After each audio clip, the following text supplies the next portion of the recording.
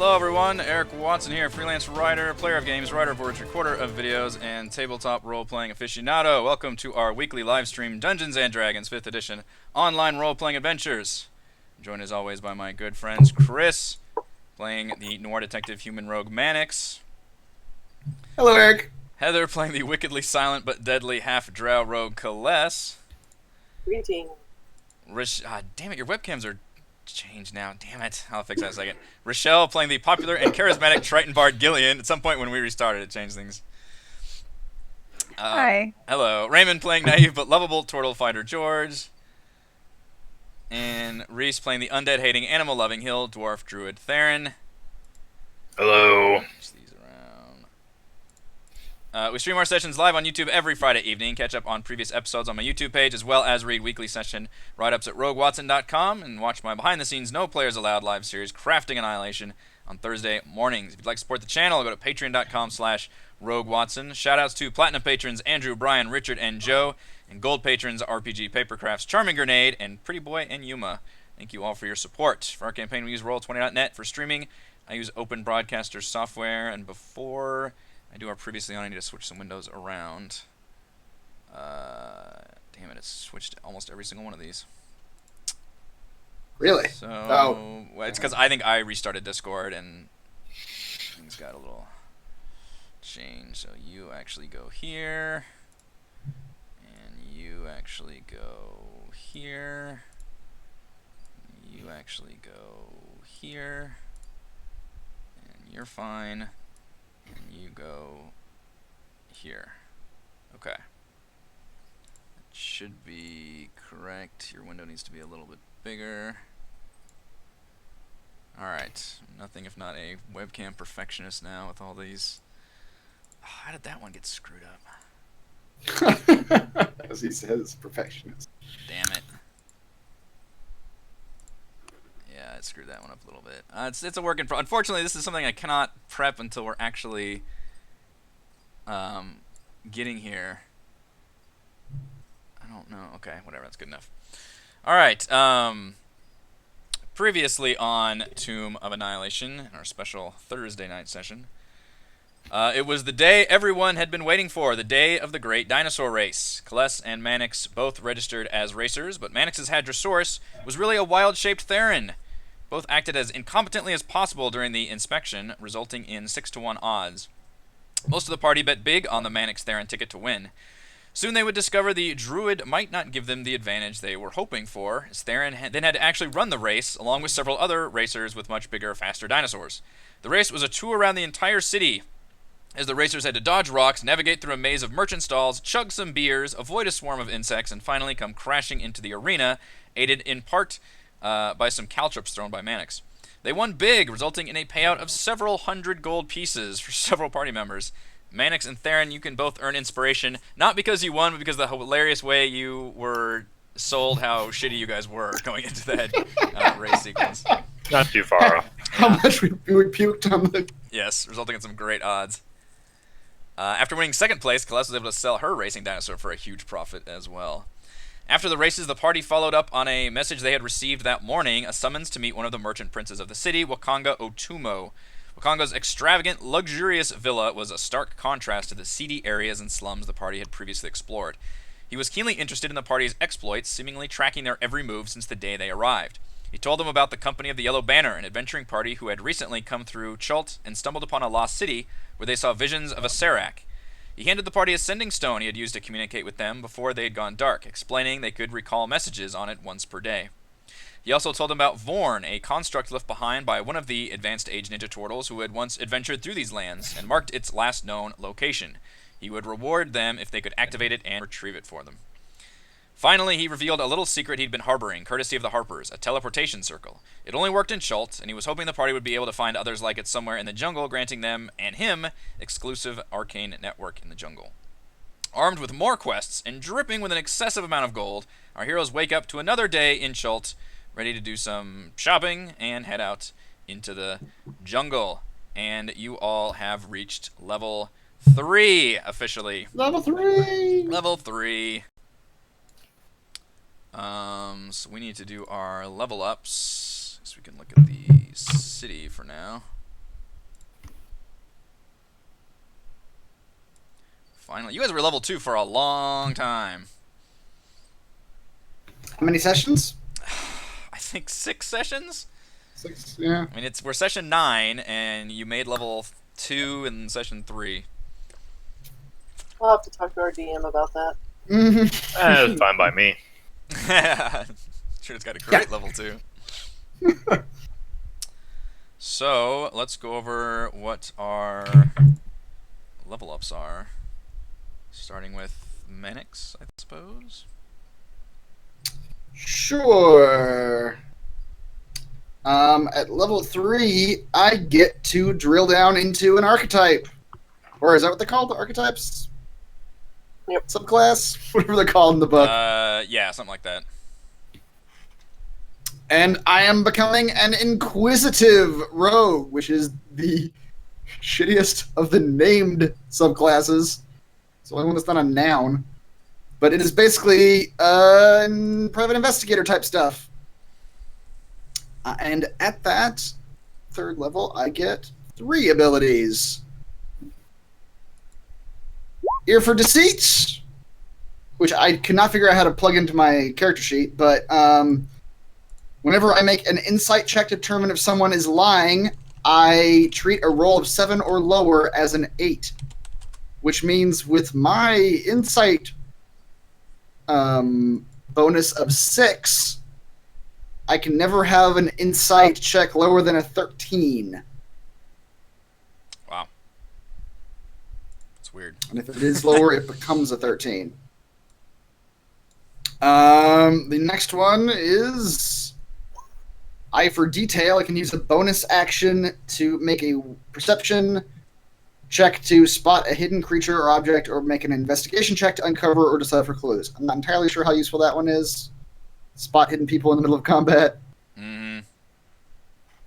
And then the third one, Insightful Fighting. I can make a insight versus deception check to study my opponent, and if I succeed, then I can make sneak attacks against that character without having any of the sneak attack requisites.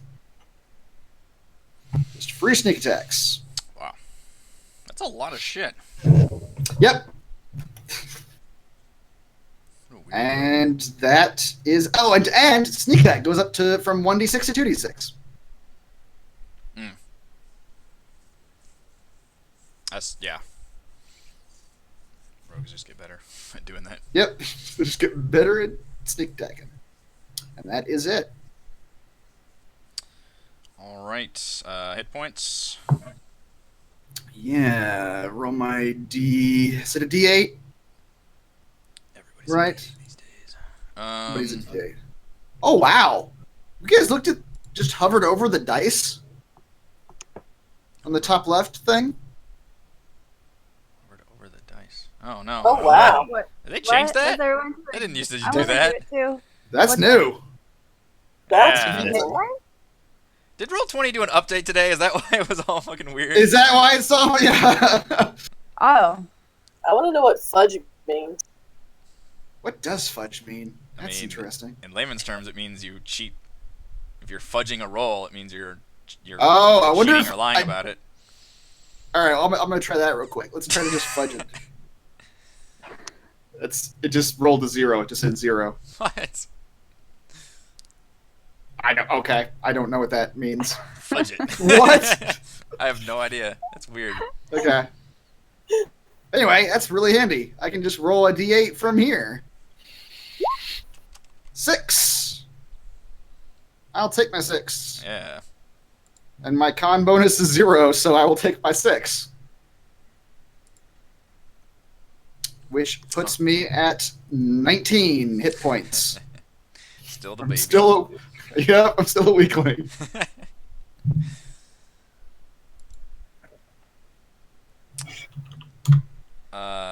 Celeste.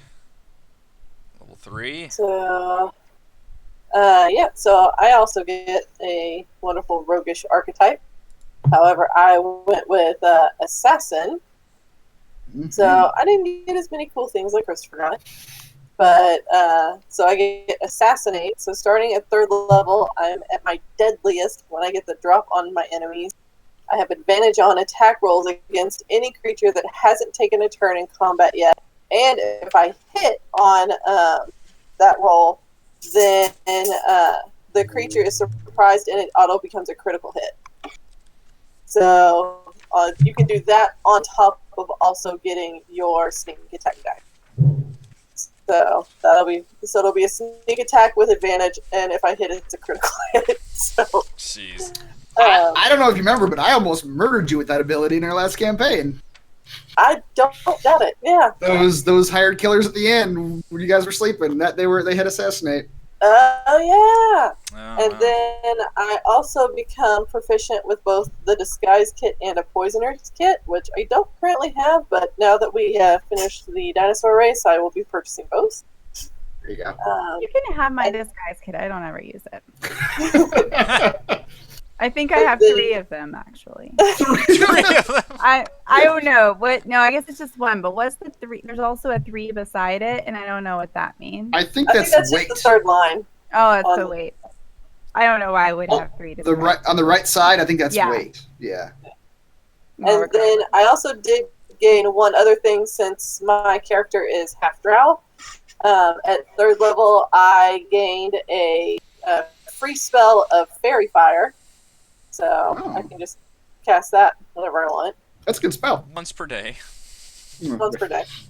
And then I have that on top of my Dancing Lights cantrip, which I got for being half drow as well, too. Nice. So that was all the fun stuff I got. Hit points. The Can you roll as good as Mannix? Wow. Not quite. Not quite. You can take 5 is the average. And then I add my con bonus to it. Yes. So that'll be plus 8 points, which brings me to 30.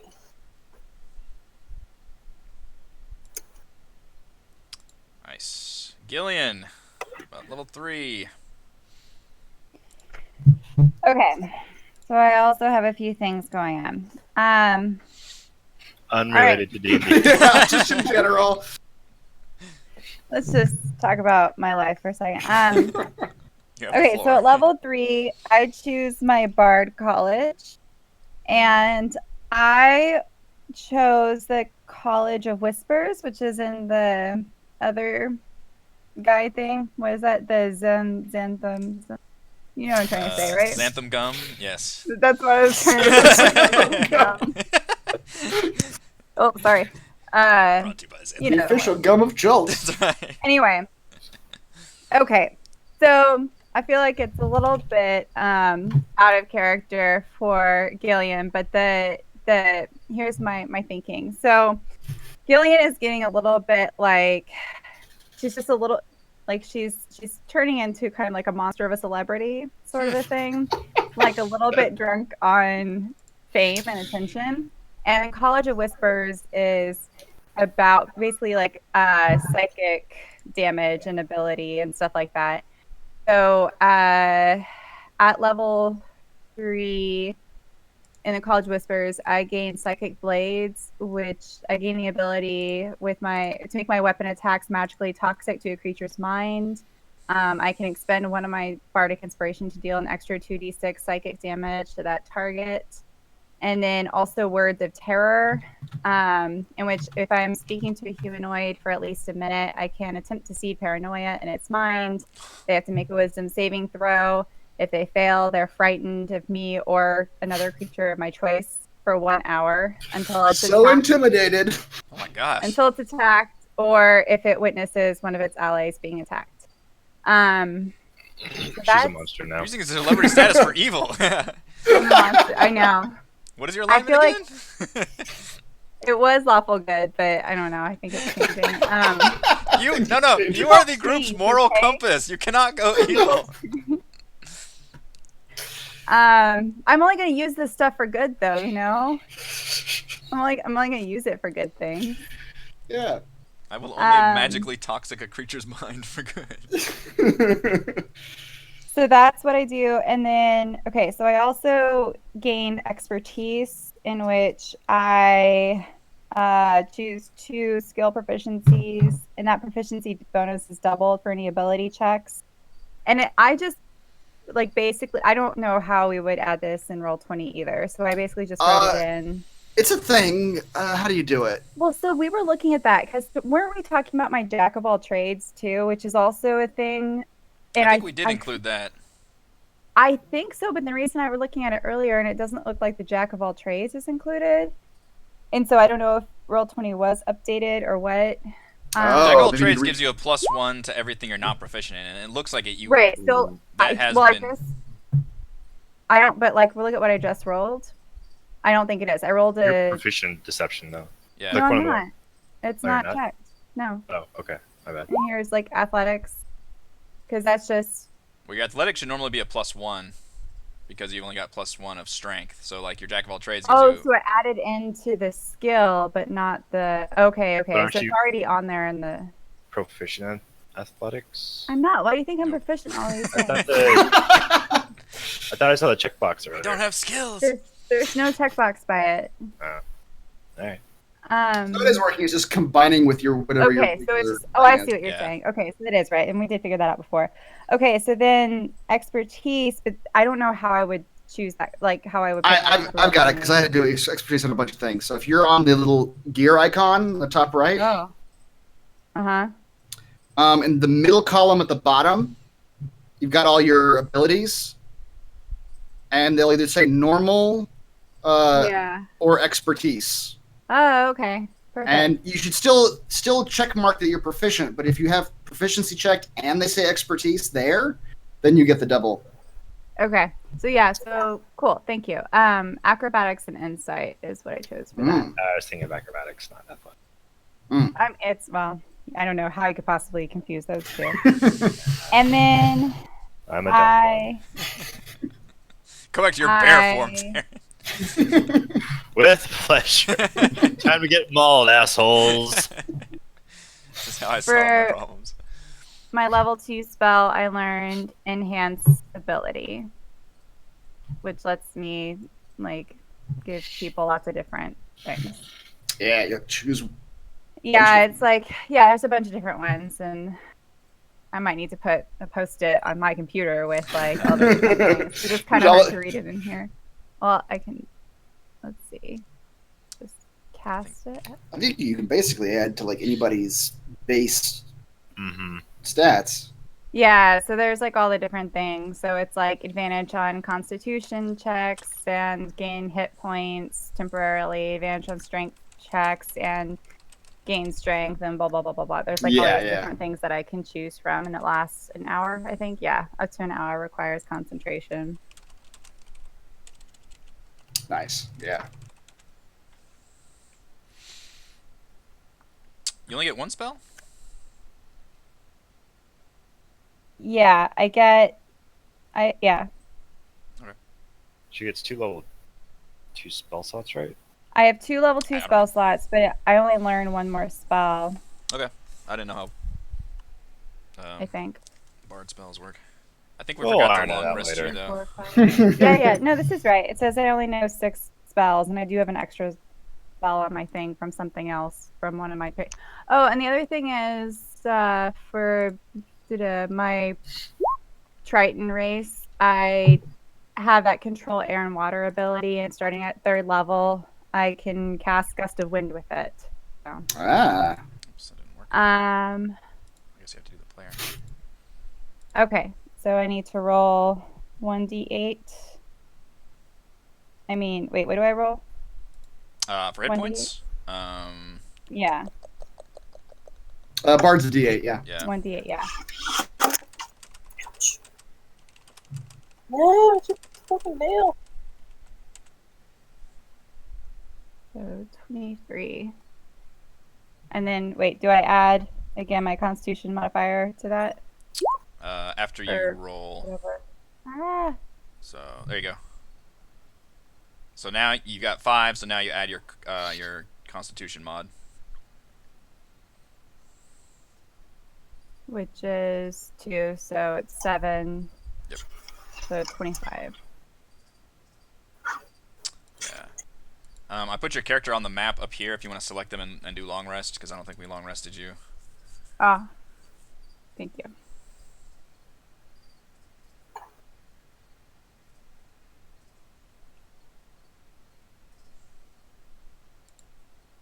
Hmm. Do we long rest after the race? Why is this? Yes. Yeah, I don't know why it's not working.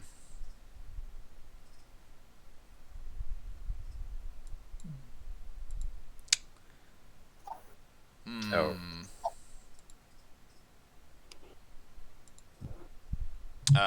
Yeah, in theory, you guys could do like shopping the day before or whatever, but you guys Right, yeah, we did. were going to bed. Yeah. Here, Theron, I'm gonna put yours on here since you have spell slots. Try to do the long rest thing. See if it works for you. I don't know if it's just hers or if our macro got messed up. It says you long rested. Yeah, that part. Yeah, it says on hers too, though. Yeah. Let me take out some of my hit points. Well, look at your spell slots. Did those replenish? No. That's not good. Why is it not working now? Yeah. Maybe there was a Roll20 update. I don't know. Yeah. Broke our macro. Certain things look different. It's certain Dang. things aren't working. Didn't load. Yeah. Yep. I have 4 spell slots remaining, or total, and 3 All right. remaining. Well, still. everybody, yeah, you guys can long rest this point, so you can put all your spells up and class resources and all that. Not Okay. ammo though. You have to purchase that.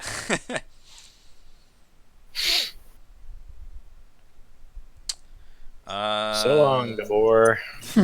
George, come back to us, George. George of the jungle. Is he on call? I don't know. He was on the phone a second ago, so maybe. Maybe. All right, let's go to Theron. That's me. What you got for level 3 for us? I got 2 new spells for you guys. I thought you might Ooh. take a little You cast gander. spells? What? You're a bear. How does a bear cast Spells are for healing the bear. And that's all. Yeah. This one is definitely for a bear. That's Bark a good one. skin, yeah. Bark bear. Bark bear. Bear with the skin of a tree. Mm-hmm. And I also got Pass Without Trace. That seems like it might be fun at some point. Ah. Yeah. Just make the group invisible for a little while. Right. Hide in the jungle. Yeah. Unfortunately, like, most of the druid level 2 spells are concentration. Which is annoying. Oh, yeah. Alright. Hit points. Do you all have D8s across the board? Oh, George gotta have bigger than that. Alright. I get plus 10, 33. So I got 5. Yeah. 5 Oh, from well. rolling. Lord, you have an 18 Constitution. Yeah, I get plus 4 for Constitution, then plus 1 for Hill Dwarf. So God damn it. That's a hardy motherfucker. yeah, I get 10 no Jeez. matter what. Yep. Wow. That's impressive. Yes, sir. I think that's exactly what he's thinking. George, you're back. Would you like to show us your level 3? Say hi to one for us. I mean, that's her. It could be your mistress. I don't know.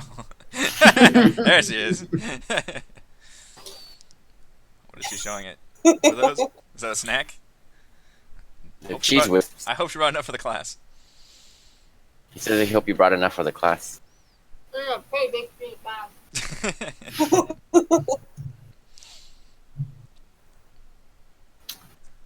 So, George is not ready to level up. Let's. Joe- We had literally half an hour of sitting around, except At level listening 3. to Eric curse the skies. Well, I didn't realize I was level 3 till the very end of his opening spiel. I was like, yeah, but oh crap. Anyway, at level 3, George obtains a new martial archetype. So it kind of alters the way he fights. So he will be a battle master. And the battle master uses martial techniques passed down through generation. Is it the Combat's turtle spin? academic field. Not every fighter absorbs the lessons of history, theory, and artistry, though. But those who do are well-rounded fighters of great skill and knowledge, which George hopes to be. This is the one every fighter chooses, right? The one with the dice. Pretty much the All right. superior dice. Yeah, You have 4 the dice. good fighter one. Unless you just really don't want to pay attention, in which case you do the one that gives you the 1920 crits. Yeah, that's true. Champion.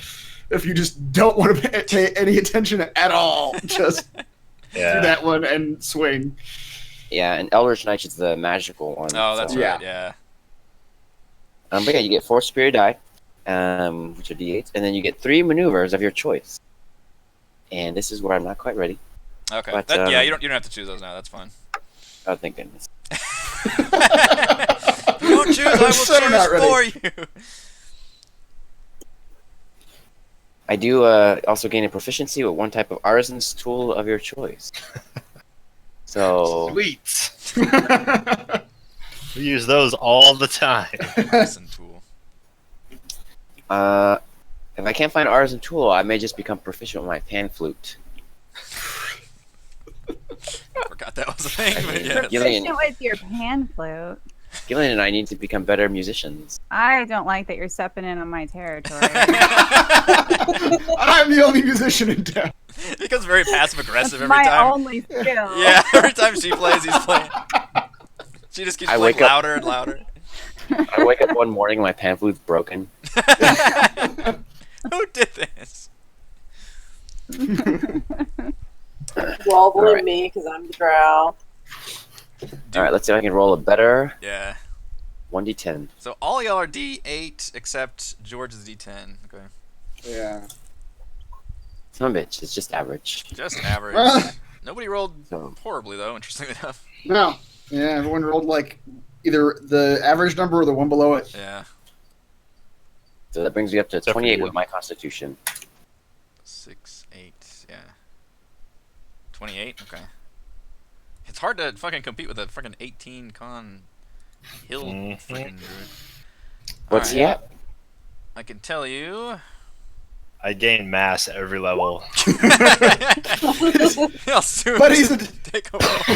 he's a dwarf, so he doesn't get any taller. He just gets whiter. Yeah. He doesn't even gain weight. He just gets like an inch at whiter this. every day. Look at this mighty lad, an absolute unit. Alright, there's your I hit can't point. fit through this door. Mannix is the only one sub 20. God damn it. Yeah. At least yeah. it's not a single digit. I mean, Yeah. it could be worse. George the Turtle Fighter is actually third in hit points in this group. That's crazy. Wow. Yeah. Alright, you guys are level 3. Congratulations. Yes. Thank you.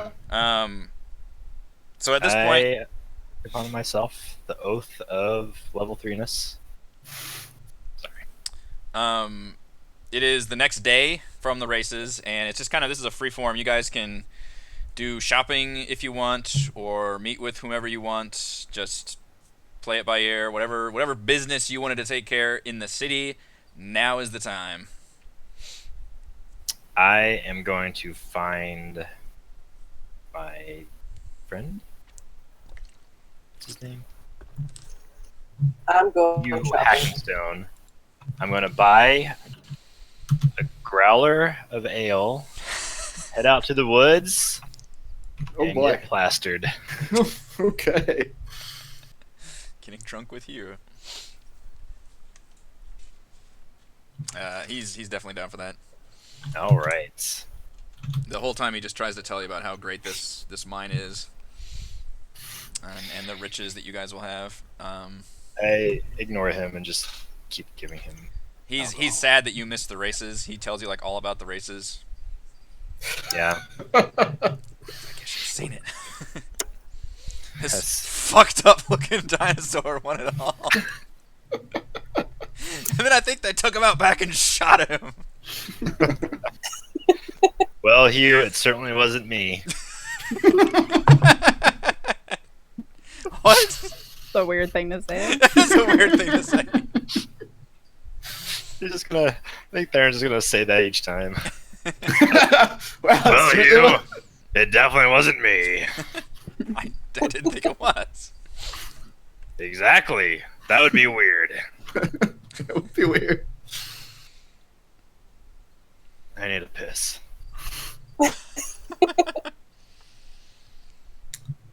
I bought a bunch of stuff. Okay. I was doing the math the other day. Oh lord. I bought. No. Well, I was just making sure I had enough money. I bought studded leather, which increases my armor point by 1. I bought a rapier. I bought 3 flasks of holy water because Maddox figures they're going into a jungle full of fucking zombies. He needs some sort of deterrent. He bought a hunting trap and he bought a grappling hook. Wait, are we supposed to be thinking ahead? What's happening? Your dwarf's just getting drunk over there. Yeah. Maddox comes up like a nerd, just like, I got all this stuff, guys. I'm ready for the trip. Parents just drunk somewhere, like passed out in an alleyway. I'm the guy who's already picked out our playlist for the road trip. Hope you guys like Josh Groban and lots of it. I got 3 hours of them. Oh god. Oh man. They're just gonna hurl beer bottles at his head. Road trip off. Road trip off. Which I've already accounted for in my dollars and inventory. All right. We have a I spent fairly 100 trustworthy relationship, so I'll assume you've itemized everything correctly. I think I did. I spent 152 gold. Wow.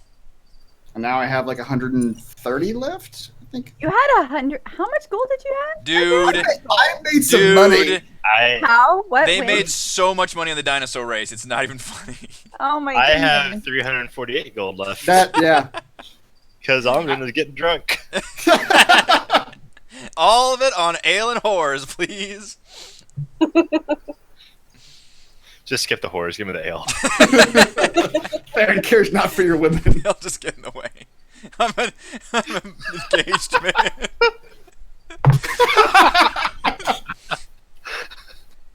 My fiance would not approve. Sherry doesn't approve of my drinking problem. That's right. He's an enabler, really. Yeah, you are fucking loaded down. You got all your tiny pockets just full of shit. Mm-hmm. I have the one big pocket. Also, I need to sell something. Because I got- more well- money. Because I need more money. That's right. right. Technically, I've also got my leather armor. Which I sell old armor for. There's some percentage of. I don't know how that works. But I've also got something that says ivory scroll case. That I have noted that I should sell it. Okay. I think there were some scrolls in there at some point. Yeah, you guys took the magic scrolls out of there. Yeah. Yeah, you're able to sell that to a just kind of a merchant of different like curios and antiques and things, and he looks at that, really impressed by its craftsmanship and everything, and says that he will give you 10 gold for it. Okay. Not in a bartering mood right now. I'll take 10 gold. Can I buy a ranged weapon? You can buy pretty much anything in the player's handbook, and I believe all the prices are pretty much as listed. I don't so know what it's at. yes, Okay. at this point you guys can do all the shopping that you would like for various things.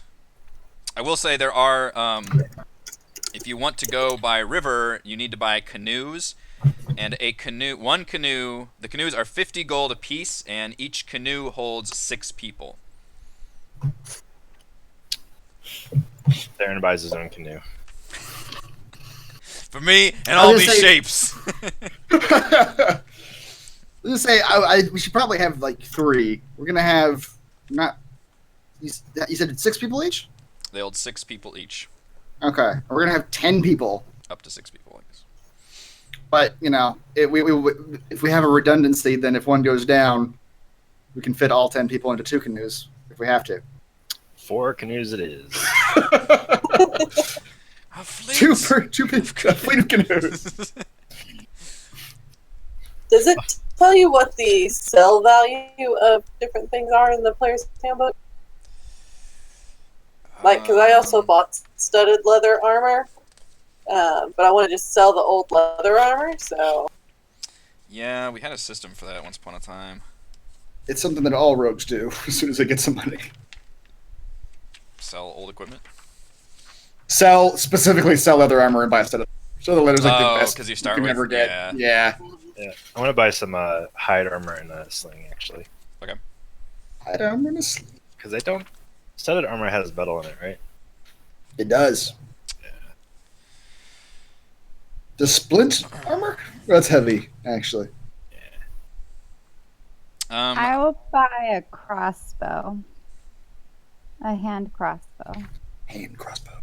That's 75 gold. Wow. Wow, hand crossbows are expensive. They are expensive, but I don't like that all I have is like my little rapier. Yeah. But I have proficiency with a hand crossbow. What does proficiency give me in terms of weapons? You can use your proficiency die when attacking with it. And I think some weapons you straight up can't use them if you don't have proficiency, but I'm not positive on that. Ooh, rapiers are good. It used to be a rule. I don't remember. It might just. I don't. I think. Bonus now. Yeah, I think you can use any weapon you want. You just don't get your proficiency die if you're not proficient in it, which makes hitting much harder. Oh, so that's like why mine is like 1d8 plus 2. Yep. Okay. Or not? No, that's on the attack roll to hit. That's the damage. Hey, Chris, remind me, as rogues, we can use finesse weapons, right? Yeah. Alright. And apply our I think I'm gonna dexterity. I think I'm going to be buying me a rapier as well, too, because that's a D8 damage. I think you need a finesse weapon for a sneak attack. Yeah. Well, you need a finesse weapon to apply your dexterity to the damage. Yeah. Okay. Yeah. Rapier it is, because it's a finesse weapon. I don't even know if I've been using my proficiency. So, like, if I, for instance, like, if I did that for my rapier, and then I roll for damage, is that my proficiency bonus in the In damage? the attack. It's Not in the the damage attack. in the attack. The top number, yeah. So So that's the second plus okay. 2 on there is the proficiency. Yeah. So Okay. if you attacked with a weapon that you didn't have proficiency in, that would be a 15, not a 16. Okay.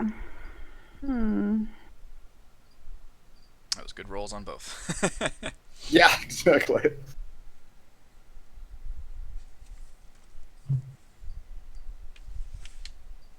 Yeah, I'll get my crossbow. Oh. If you guys want to sell old armor and equipment and stuff, you could sell it for half the purchase price, just baseline. Okay. I take it back. I'm not buying hide armor. Is it worse? You got It's bark the skin same because Oh. the dex modifier maxes out at 2. Oh, really? I didn't know that. now.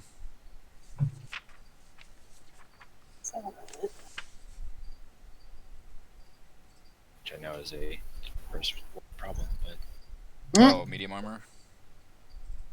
yeah.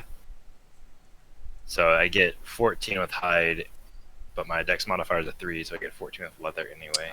Oh, I actually may have fucked up now that you've said that, Reese. Can rogues My wear dex, medium my armor? dex. That's what I'm looking at. Like, I don't know. If rogues can, then I shouldn't be using studded leather. I should be using some other. Because my dexterity You is need to shit. protect your frail body as well as you can. Yeah. I'm not dexterous at all.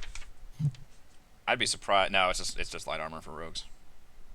Oh, okay. That's a Wow, feat. that's I know that's a feat you can take is to learn how to Well, wear yeah. medium and heavy armor, but Okay. Okay.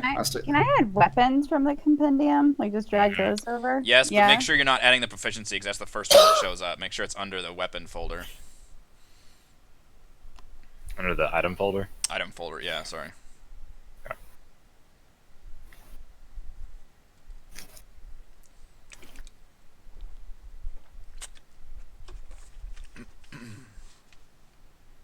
Oh wow. So it's 1d4 plus 3.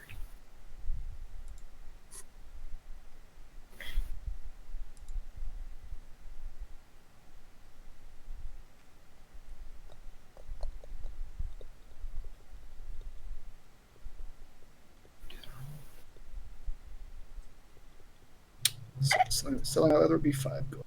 I feel like I need shopping montage music. Yep. Mhm. Montage. So I bought new armor, disguise kit, poisoner's kit, a rapier, and a couple potions of healing. Oh yeah, potions of healing. That would be handy. Celeste, don't forget your sneak attack went up also. Did it? Yeah. Did it Yeah, auto? you have to. Nope, you have to manually do. I had to manually Okay, yeah, I see on that. the global damage modifier. Just Change it It's to a a little- 2d6. 2d6 Yep. now, yeah.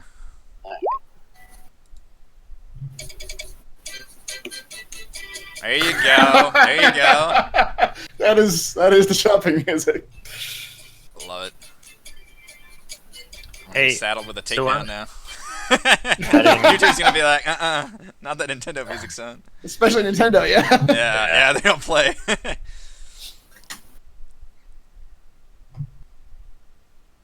So I'm using the sling. It's doing the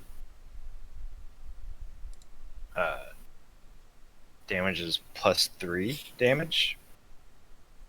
Oh, is that the dex modifier it's adding? yeah, it's using your dex. Okay. So that is a Our ranged slings weapon. finesse. Well, the- ranged weapon. Oh, I think. right. Ranged weapons, yeah. Here's some food. How much are potions of healing? 50 gold pieces. 50 gold. That's pretty expensive. Yeah. They're probably going to be handy.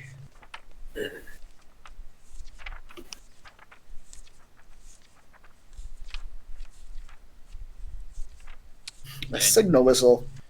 You guys find that potions of healing are jacked up a bit, like the prices in Port Nine Zaru, but because you are kind of in with Wakanga, he puts the prices back down at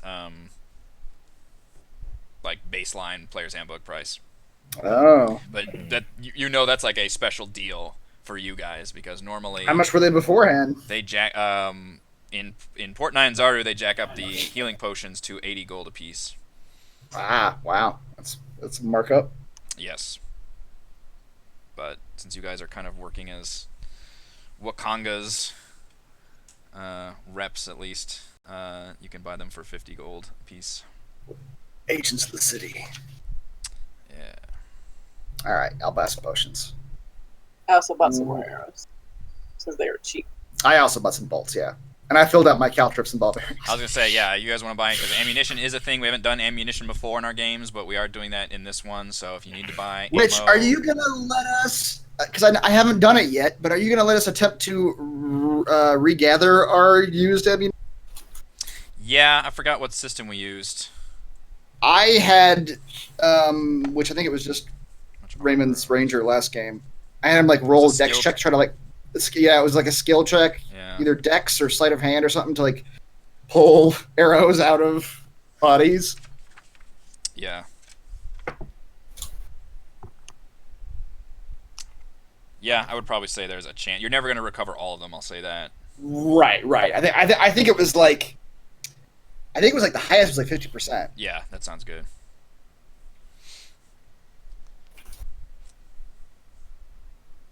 Just spend 100 gold and you get 2,000 arrows. Our arrows will blot out the sun.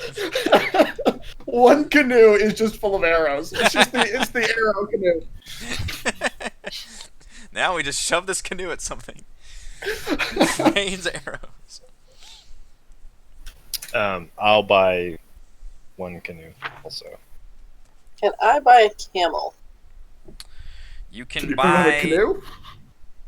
if you want to buy a pack animal. They sell giant lizards and hadrosauruses for 100 gold a piece. Will they be Can able I to go down the ride river with the us? giant? Oh, that's actually a good question. You imagine they would be quite difficult to go down the river with such a thing. Lizards can swim, though. I've seen the Animal Channel. These are pack lizards, though. Giant lizards. Hey, we watched that episode of Steve Irwin when he was chasing down the freaking giant lizard things, the Galapagos, on the Galapagos Islands. The Komodo dragons. Were they carrying a big pack full of camping supplies? This is the rare camping carry. Giant lizards do not have a swimming speed. They have a climbing speed, though. That's weird. That is weird. That is weird. Oh, it says There's a also variant. that- There's a variant that holds breath, and a lizard that has this trait also has a swimming speed of 30 feet. So you could just make a variant of a giant lizard that can swim, apparently. Ah. Same thing with the spider climb, so I guess this just defaults to the spider one. The spider lizard, as you do.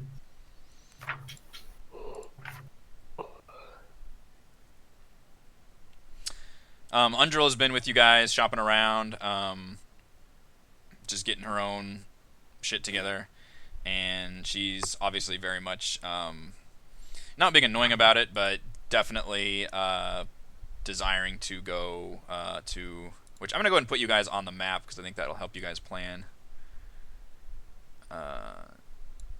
your jungle travels.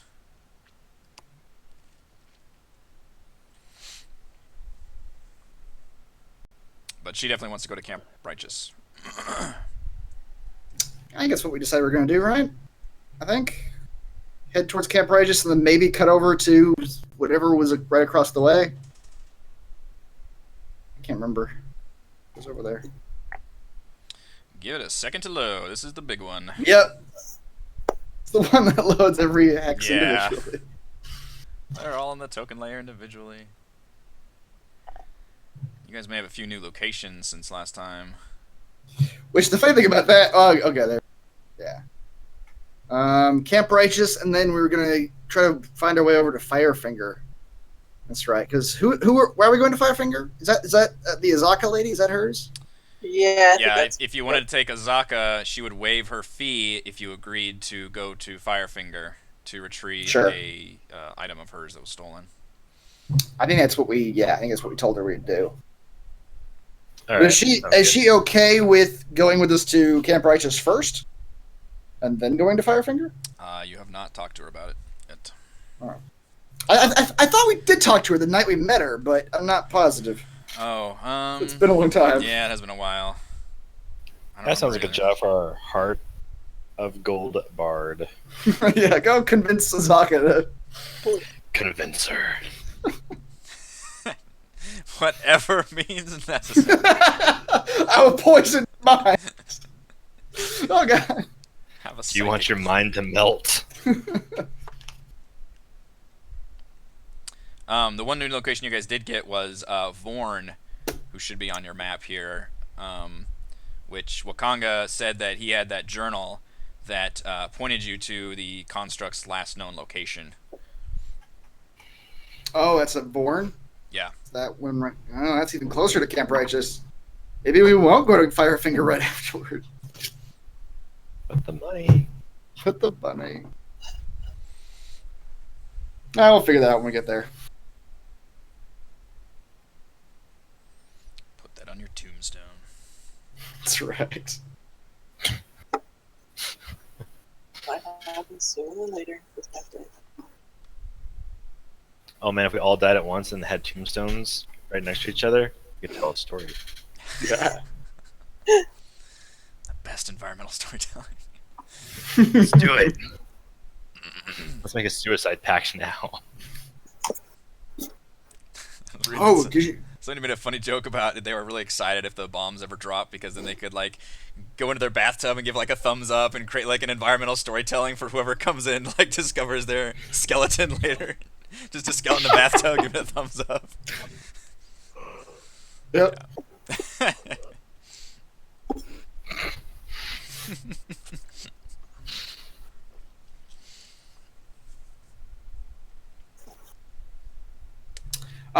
Do we like? How are we splitting the cost of these canoes? I just bought one, Oh, you bought one. All right. which is unlike Theron. Yeah. He sees I Manny's guess I buying can- all these things. I'll chip in for a canoe. Do we want to, the four of us, split two more, maybe? Do 25 gold apiece? Ugh. Okay. I just bought a really expensive crossbow, guys. Gillian walks back up to the group, showing off this gold-plated crossbow. Yeah. Gillian, how much did you spend on that? Did you get any food I'll or go canoes ahead. for the group? No. Check out this crossbow. We gave you this money to buy canoes. We sent you to Shiny the it store is. to get bread and eggs, and you come back with a crossbow. I will chip in on the canoe as well. 25, I can do that. Yeah. All right. I mean, I I'm get going 25. broke, but I'll give 25 as well. Okay. So that gives us It's like a two. telethon. What that gives us is 2 canoes that we all share, and Theron with his own. Theron is gonna gain like 100 pounds in a pot belly, get a ton of rings, little crown, robe, and just sort of sit back in his canoe.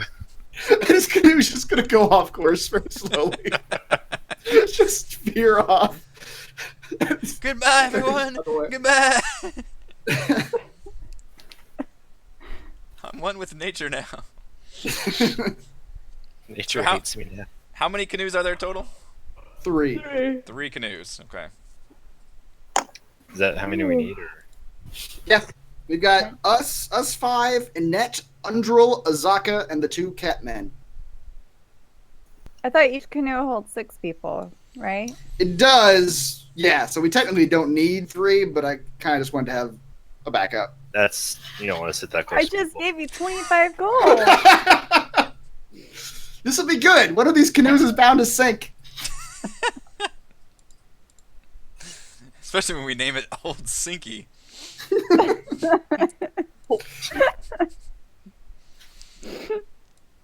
Or Titanic 2. Yeah. Yeah, this is Titanic. Yeah, they'll be named Old Sinky, It's like- Titanic 2. And That's unreliable. what 2022. Wow, I went from like 330 to 48 gold. I spent Oh 1 my silver and 60 copper. You bought a whole canoe. You by did buy a whole yourself. canoe. Oh yeah, that too. I took it out. Watch On these equipment. guys. But yeah, just to be real though, they really are making a Titanic 2. Yeah.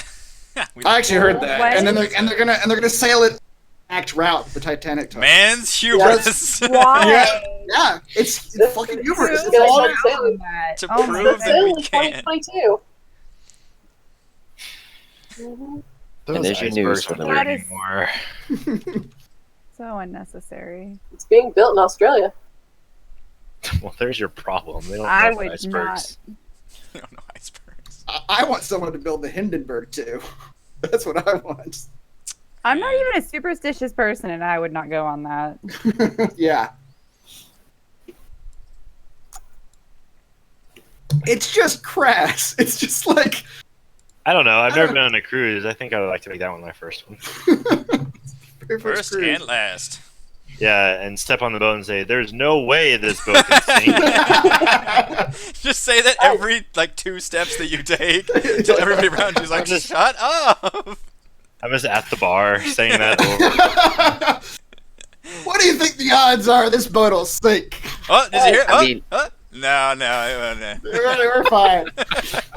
I mean, all the dear. glaciers have melted, so you don't have to worry. That's, Man, that's too I- real. I just imagine like there's some glacier hunter out there, like brings his gun to shoot glaciers to kill them after the Titanic sank. we hunted all the glaciers. His family is on there. He took I'm calling revenge the on all herd. glaciers. It's the good of humanity. Without me, these glaciers would have enveloped us all. They're defending themselves somehow. Run. All right, so you've got Undril with you. Annette runs up to you all as you're shopping and has her bags packed and says she is ready to go. Okay. Do we need to go back to the inn to find Zaka and the Tabaxi? Yes. Okay. Go back to the inn to gather them up. Okay, the Tabaxi are there just hanging out, and they've agreed it's the brother and sister, River Mist and Flask of Wine, and they agree. River Mist does the talking, says, yes, Roka has agreed that we will help you explore the jungle. Nothing but good things, yes. They kind of nod enthusiastically. Mannix is going to say, listen, I'm going to be real straight with you two. We don't need you as guides. We hired a guide that we trust a lot more than we trust you two. You're, I don't know the polite way to say this, but you're red shirts. You're there in case we need someone to go first. You catch my drift? They kind of glance at each other and look at you and says, you no need our guide expertise? You can offer it if it comes up, but you'll be firmly underneath Azaka, who's going to be our official guide. Does that make sense? They seem to nod enthusiastically at that and say, yes, big, strong woman, very good guide. Not everyone returned, though. Very dangerous places she goes. Yeah, well, the idea is... Well, no, he's not going to say that. He's thinking, the idea is that you two go first. Yeah. And I'll actually find Azaka and tell her the same thing. These two Tabaxi are going to come with us, but they work for her. Okay. She kind of shrugs and... Alright, if this is how you think we should go. Tabaxi, they are fine people. Be a little strange sometimes. But we are going to Firefinger, yes? Firefinger by way of Camp Righteous. Where is this Camp Righteous? I haven't heard of it.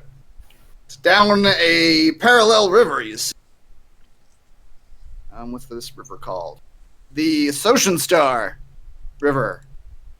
Okay. We'll hit Camp Righteous and then cut across the forest, the jungle, towards your Firefinger. That sound like a plan?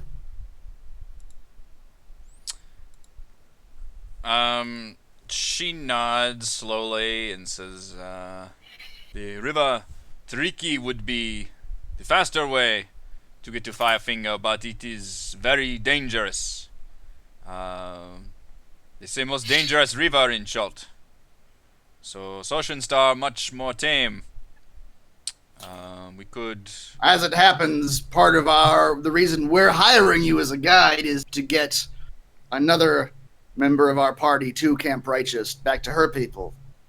How many people are in your party exactly?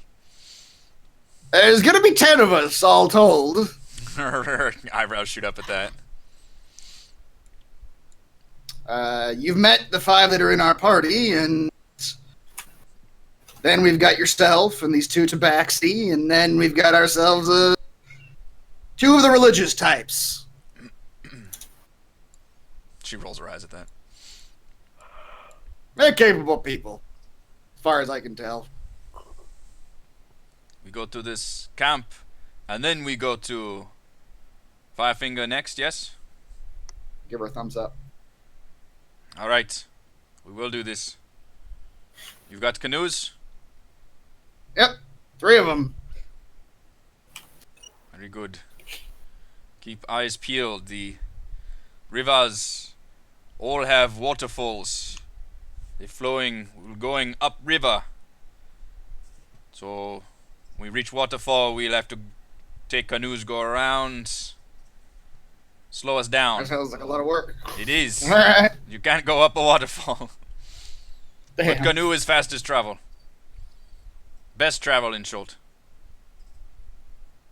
Take care of them, though. Wait, we're going upstream. That also sounds tiring. No. Could it be like... River's very slow. Oh, good. Mannix waves his weak-ass arm. Yeah, she looks at your noodly arms. She's like, maybe you don't roll so much. It's like, you have everything you need to go. We haven't discussed this yet. Are we doing any sort of ration type mechanic here?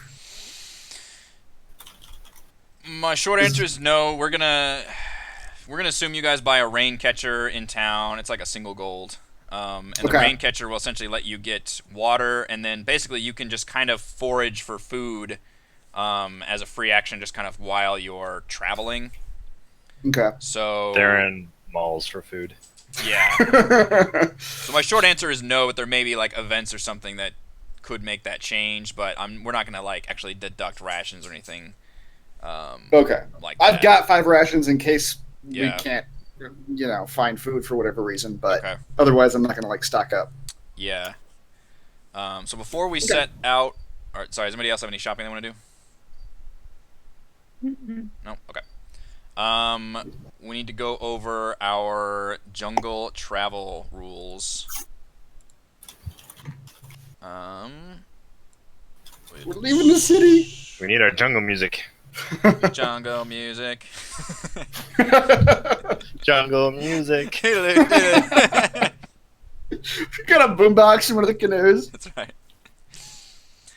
All right, so here's how travel is going to be. Now, I believe I mentioned this in some of this in session 0, but obviously that was a while ago, and hasn't been relevant until now. But when it comes to traveling, this is a combination of the book's rules and a little bit of house rules on my part. But essentially, at normal, you guys can travel 1 hex per day. 1 hex is 10 miles. And it's most of the way is going to be thick jungle, so that slows you down. So a normal pace is going to be 1 hex. If you're going by canoe in the river, then a normal pace is 2 hexes. So you just straight up double your movement capabilities on the river. You can choose every day to move at either a normal pace, a slow pace, or a fast pace. Now, a slow pace means you literally have to roll a dice to see if you move either 0 or 1 slower hexes per day, which means presumably if you're going a normal pace or a slow pace on land, you could move 0 hexes that day. But you get a +5 to your navigation check, and you can attempt to approach any encounter stealthily. If you move at a fast pace, then you have a 50% chance of advancing 1 more hex per day, but then you have a -5 penalty to your passive perception when it comes to any ambushes, and a -5 to your navigation check. Navigation check is you'll just choose a party navigator amongst you. That person rolls a survival check. It's a DC 10 for the coast, but a DC 15 for most of the jungle. A success means you move in the direction you wanted to go. A failure means you move in a random direction and your icon is hidden on the map. You don't know where you are. Huh. Okay. And then there are random encounters that can occur during the day. There's possible encounter in the morning, afternoon, and at night.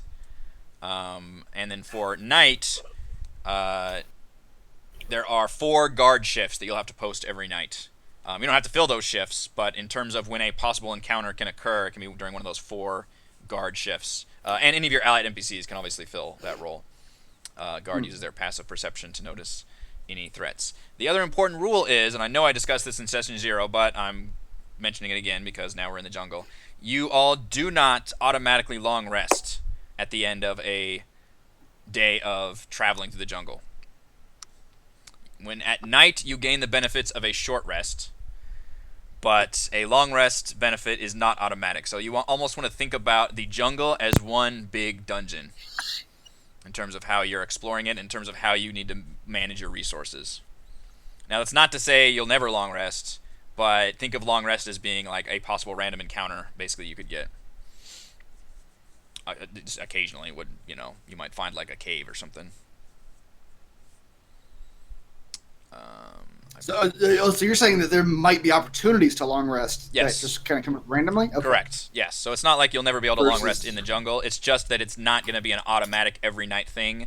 Yeah. Which you would think would happen if you're on the overland map, in other words, because that has been the case in previous campaigns. So I'm making sure that's a known rule for this circumstance, because it is very difficult to rest in the jungle.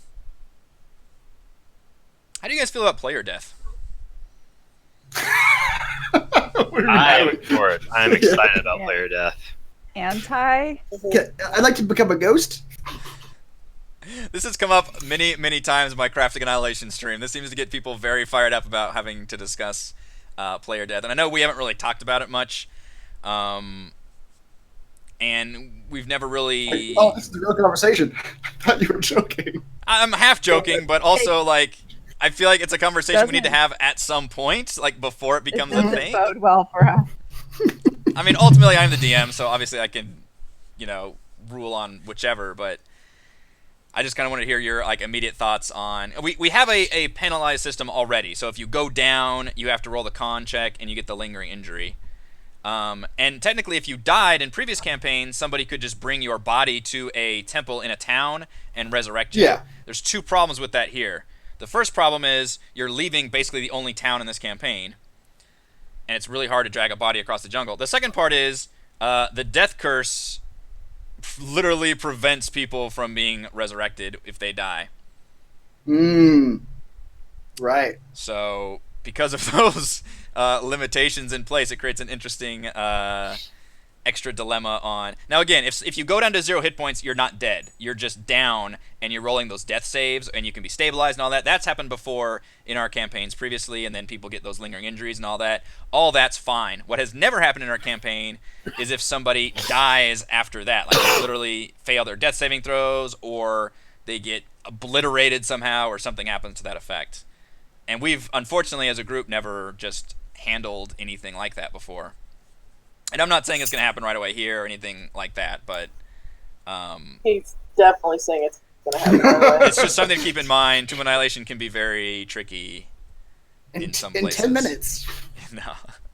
Well, I just figured, like, I don't know. We could have had this I mean, beginning of the honestly, campaign, but... I'm honestly, I feel like it's more like what your thought, because it's like what from a mechanic standpoint, what happens next? Like, do we roll a new character, and yes. do you have to integrate that character into the campaign somehow? Is that Yes. what you're thinking? Yeah, that would be... I'm not... Yeah. Hey, if Mannix dies, Snigbat shows up. So fucking do it. Yes! Kill Mannix! If My Theron goal- dies, Theron 3 shows up. Yeah. What happened to Theron 2? I don't know. Just something to keep in Gillian mind. If Gillian dies, Rochelle gets her Friday nights back. Oh, that's the worst case scenario. I quit this game and salt the earth with all of your... Just kidding. Just something to keep in mind on how we want to handle that kind of thing. But we'll see. And in previous campaigns, and Chris, you've been through this as well, you always feel as a DM like, oh, this looks so hard. You guys are never going to survive this. And then the players just go through with, like, flying colors. So that could easily be the case here, too. But I'll say I'm not absolutely, I'm not gonna get upset if Mannix legit dies. As long as it's I will happily, maybe not happily, but I will willingly roll a new character and discuss with you how to integrate a new character. Yeah. The only bummer I can imagine is if at the very beginning of a session. That's the only thing I'm worried about. Yeah, 'Cause then it's that would be weird. You're sitting there for 3 hours, like. I don't know. Yeah, that's awkward too. All right, just have that in mind for the future, I suppose. Try not to die. That's the take-home message. That is the lesson. Like, we're not getting resurrected. Don't die. Yeah, so that's the death curse is very much a thing in terms of people cannot be resurrected. So, and keep in mind that applies to all of your lovely NPCs as well. And NPCs do not roll death saving throws like players do. So What happens to them? They just go down to 0 and die, like an enemy. Okay. Yep. Indeed. All right, so you guys are looking at the map here. You've got your canoes set up. Do you want to proceed down the river Star to start it off? What do you I are thinking? would like to take a bathroom break. We can definitely take a break. Yeah, I want to know like kind of where you're heading before. I think that's the idea. Star, Okay. yeah. Sorry. Yeah. Okay. That's the Yeah. direction. All right, so we will head that direction after we take a quick break. There's break music. There it is.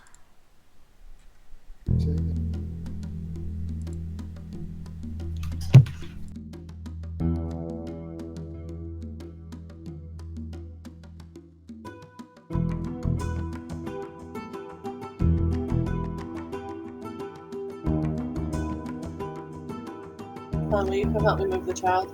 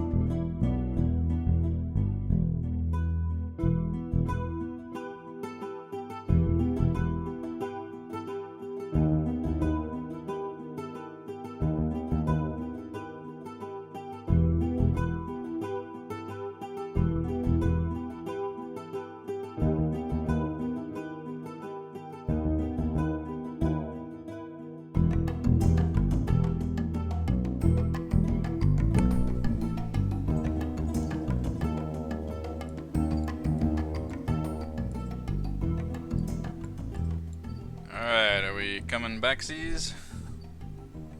Perhapsies? Remains a spinning circle for me. I can see his camera. It's He's an not at empty, his computer. He's not there. yeah, it's an empty room. Oh, I literally just see like the loading circle screen. It's black otherwise. Oh, So weird. Let me know if he shows up, because I'll tell him to restart will. his camera. Alright, how are you guys filling out the canoes? Well, Theron, one canoe is yours. Are you the only one in that canoe? No. I don't know. Probably split us up amongst the NPCs. Manic still doesn't trust the Tabaxi, so he tries to keep them separated as much as possible. From each other? Yeah. Okay. They don't like that. They seem to like to cling to each other. I'll ride with the cat people. Okay. So what do we got? We got 10 over 3, so that's 3, 3, and 4. So yeah, Really, the two tabaxi should only count as one person. pretty light. Coalesce in the Tabaxi. Also, so that we don't have to row, so that we can let the NPCs row for us. Tension servitude. Raymond's back. Can you see him? Yes, Oh, I, yeah. I can't see him now, yeah, since he came back. Since Gillian likes Annette so much, I'll do like the Jurassic Park Alan Grant and the Jeeps thing and make sure she ends up with her. Yeah, she seems to gravitate towards you naturally, Gillian. My protege. That's right. I'll teach her the dark art. Here's how to stab a man's mind with your words. It's like, tell me more. So maybe let, like, I don't know, Gillian and George and Annette and Underl in one of them. And then myself and Theron and Zaka. Unless anyone has other thoughts about it. Okay. That sounds good. I have no strong feelings about the arrangement. Okay. Can Gillian swim up a waterfall? Swim up a waterfall? Mhm. I think salmon can. If you're a Zora in Legend of Zelda, then you can. Yes. You know the race? Is that what it's called, Zora, right? I think so. I think so. Sounds Alright, so you all leave the city via your canoes. My goodness. Every time I go to back to this map screen, it's just like I have to zoom all the way in. It's so fucking big. And it is fairly uneventful coming out of the city. Like, the jungle has been beat back pretty well, as you can see from this map. So it's not like the city just, exits right on top of the jungle. But you definitely do leave the city walls and go down to the beach. You get into your canoes. There's some activity down there. There's people, like, fishing. There's boats and stuff. So it's not like just complete terror. But as you go further and further, you leave the sights of Port Nyanzaru behind for the first time since, well, I guess now you went to Port Belwarian.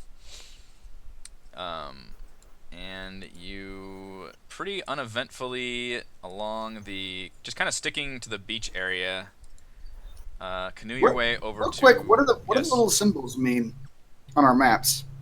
Which We got ones? little pick and shovel symbols, and we got little crossbow symbols. So the pick and shovels are like mines on the map that the Choltons use to like excavate various gems and things. It's a big export for Okay. Cholt.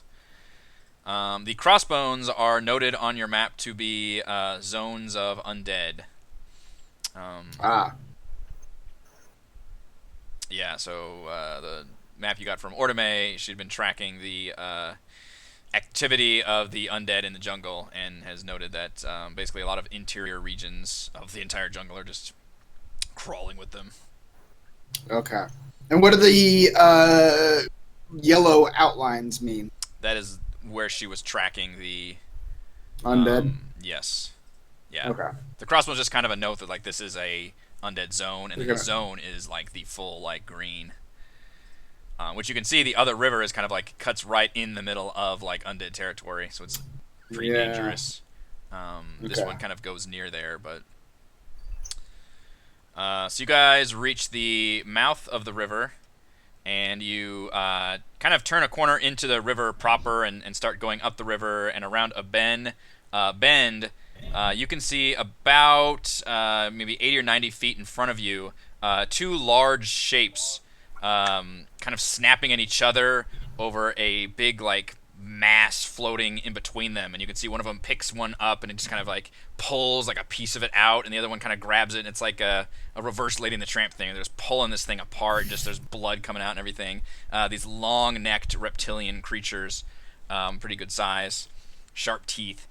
And it takes them about a few seconds to kind of turn and notice, obviously, your fleet of canoes like coming into the river bend, and they give out a startling kind of, and they immediately turn towards you and dip into the water and seemingly disappear, but then you see like, the ripples indicating that they are moving towards you. Oh. I'm gonna turn to Azaka and say, is this how most of your expeditions start? She sighs and says, the jungle is crawling with them. We must protect the canoes. And Where were they again? what? What were the two things again? Large reptilian creatures with long necks. Oh. As I put you onto the map.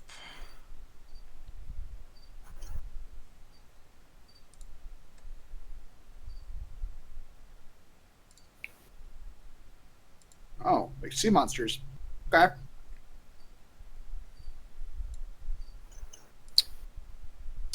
Yep, so you guys are in your canoes. You have just literally gone from basically the bay of Cholt into the river proper, and immediately upon entering the river, you basically found these pair that have just dipped under the water but are heading towards you. I'm leaving them on here so I can roll their initiative, which I will need all of you to do as well. Initiative time.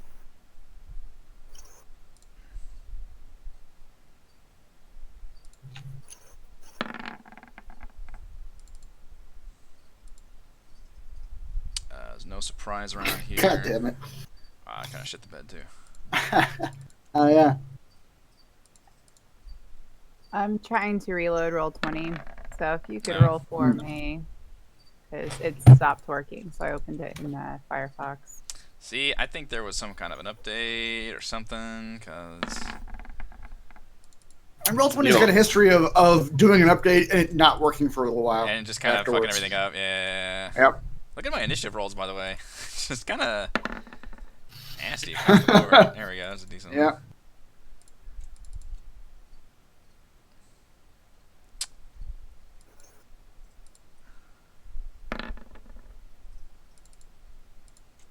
Can you see any of their names in the initiative tracker? No. Not the monster, but I can see our NPCs' names. Okay, good. Yeah, I added that on there. So you can see Annette and Nundril and all those kind of things.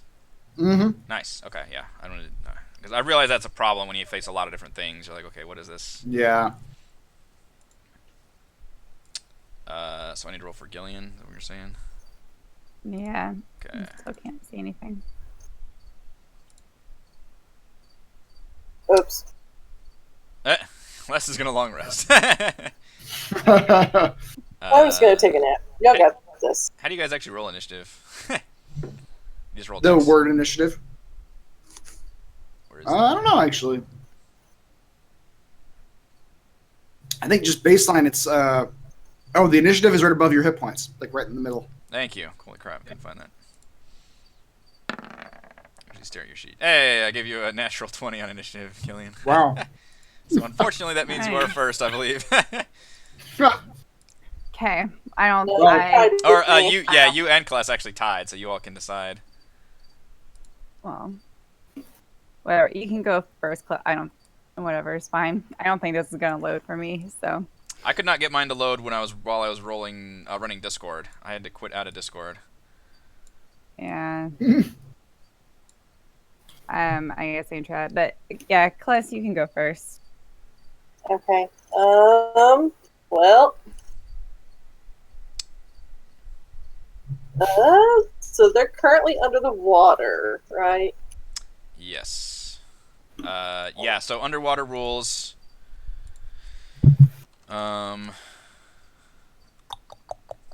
that work? Combat, underwater combat. That's not the section I'm looking for. A ranged weapon attack automatically misses a target beyond the weapon's normal range. Even against a target within normal range, the attack roll has disadvantage unless the weapon is a crossbow, a net, or a thrown weapon. So if you want to range attack them, you have, assuming you're in the normal range, you have disadvantage unless it's a crossbow, or a net, or a thrown weapon. It's good timing on my crossbow. isn't it? Yeah. Make Yeah, fun sure. of my purchase. This hand crossbow is going to pierce that water like nobody's business. I guess I will just tell the tabaxi to keep going. Because, I mean, I can't attack anything until it's above the water. Yeah, the Zaka reacts first in terms of speaking, and she basically shouts to, "Protect the canoes! Get them to the sides! The beasts will destroy them!" And the Tabaxi kind of nod at that. Oh. So then I'll just, because I'm assuming the tabaxi are probably smaller than I am, just pick up an oar and just start helping them paddle feverishly towards one of the sandy beaches. Okay,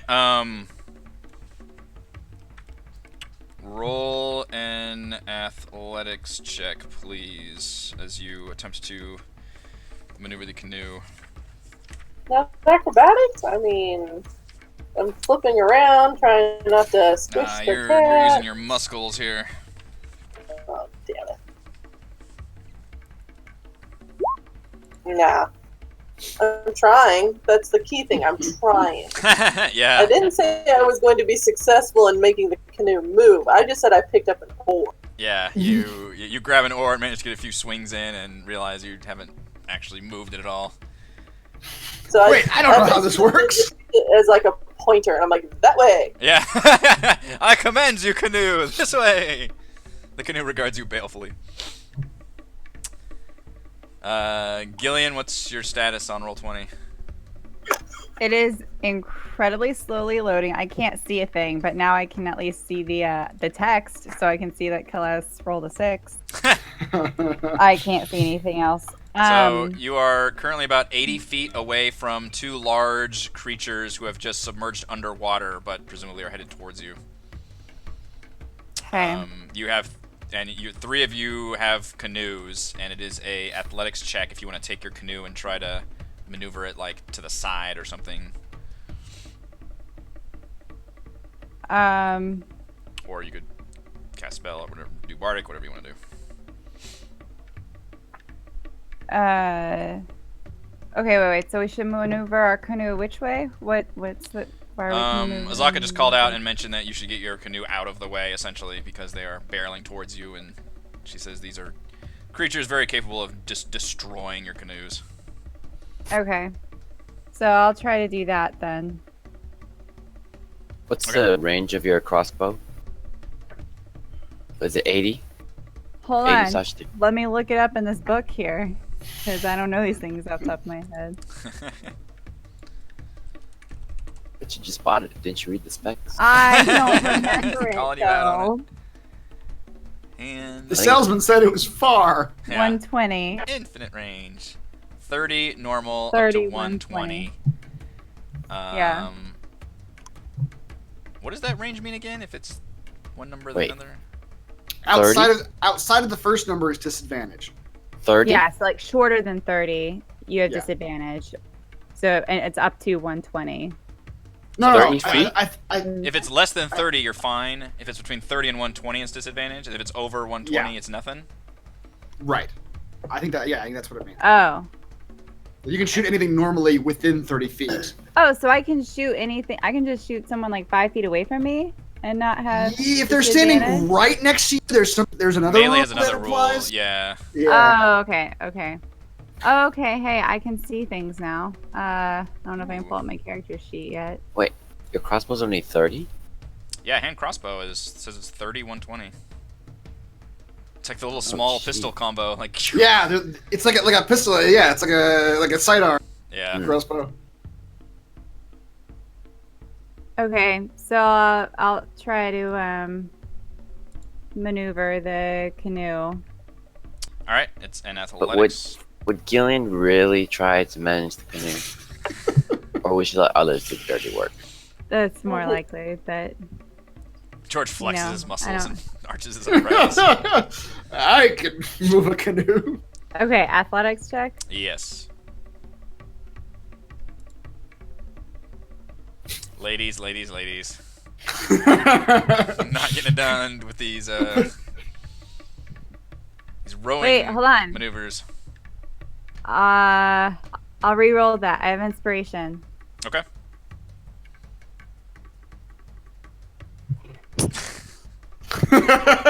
Oh dear. Not looking good on our gender. 3 of the 5. They're flexing as hard as they can. Yeah. Zaka looks back at you all.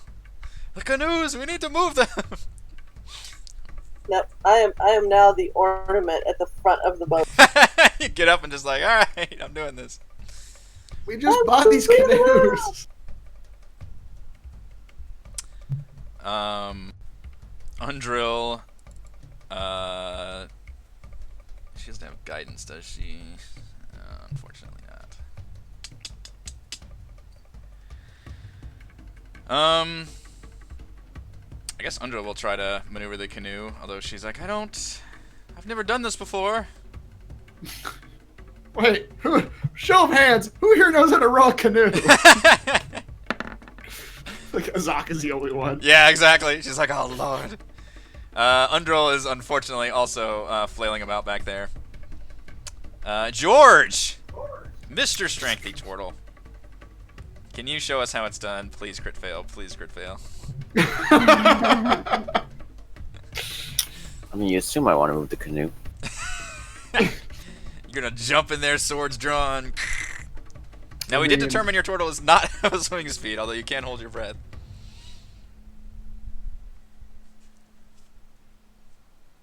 Stuck in the middle, huh? Okay. Let's do it. What do I roll? Strength? Athletics. Undrill just didn't have athletics, so. My goodness. All My the goodness. wow. Everybody is so tired from that one little stretch along the beach as you were leisurely rolling, and by the time you got here, like, oh no! Everybody just suddenly like throws their oars up into the air. I think genuinely none of us know how to row a canoe. I That's- think we're all discovering. That's pretty evident as Azaka's glaring behind you all. It's like, oh no. You didn't take the 2-week canoe course first! None of you have your license! We thought it was. How hard They're could going it to be? waive the insurance now! Yeah. One of our Tabaxi friends can attempt to try to row it.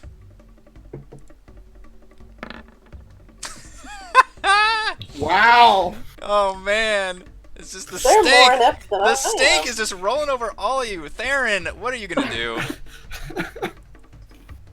Roll a 7. I mean, Or my 8. athletics isn't the best, so You don't have to do this. You could do something else. Turns into a bear in 6. Please, God, do something else. they're 60 feet away or 90 or something. It was Yeah, they're- 80 a they're- minute ago. 95 feet away. I can't do anything. 80 else. feet from the closest canoe. Yeah, they're pretty far.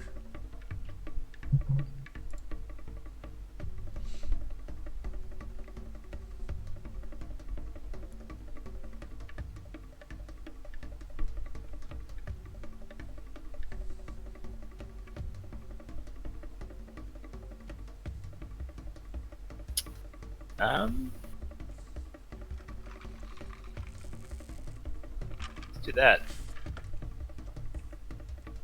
Speak with animals.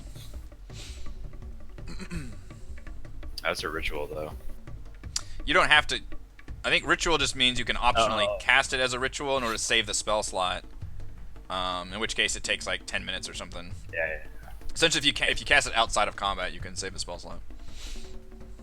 I think. I'll do that then, and try to tell them that we mean no harm. They are And- currently under the water. Well, I'll yell louder.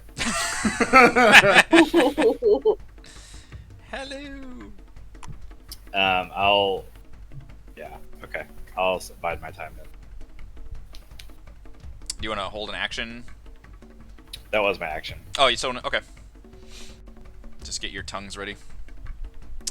Yeah.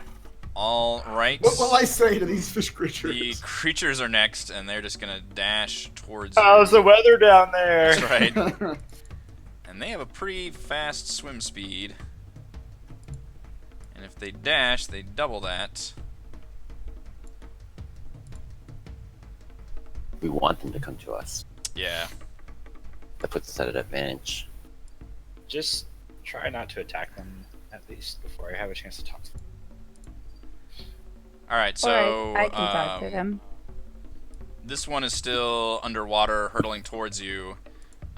This one has literally like hurtled through the water and is basically heading towards, and it's kind of weird because we're in turn-based mode here. So this one has almost crashed into the canoe. It is like right in front of the canoe, but it used its action to dash, so it can't do anything from here. Does it look like it intends to like torpedo the canoe? Yes. No. Like That's just no good. dive bombing the canoe, the canoe, The caboose. the caboose. Annette is going to scream, "Oh my god!" We We can warned ask you. one small favor, like don't kill us. Don't kill us all. She'll be like, "Oh, it's okay. I'll get us out of here. I'll try." Oh no, I'm sorry. This canoe's really hard to row, apparently. Apparently. Let's try the last tabaxi. Look at these rolls! This is not a hard DC, guys. This is not a high DC, I promise. We're all discovering that the canoes they sold us came with balsa wood What oars. are the odds of this? I have not seen higher than a 10 in like 8 rolls. Mannix, If I- can your noodle arms do... Sorry, go ahead. Sorry, if I refresh roll 20, is that gonna mess anything up on your end? If you refresh roll 20, no. If you quit out of Discord, it'll fuck up the windows for a second until you get back in. Because ever since we rolled initiative, my initiative roll has been stuck at the bottom. Alright, I'm telling you, something is fucked with roll 20 then. So I cannot see what people are rolling on their last roll. Oh, weird. But when someone else rolls after that, I can see. Huh. That's gotta be confusing then. Yeah. Yeah, something must have Okay. happened with roll 20 because we're all getting weird things. I hear everyone's reaction. It's like, what happened? What's going on? See.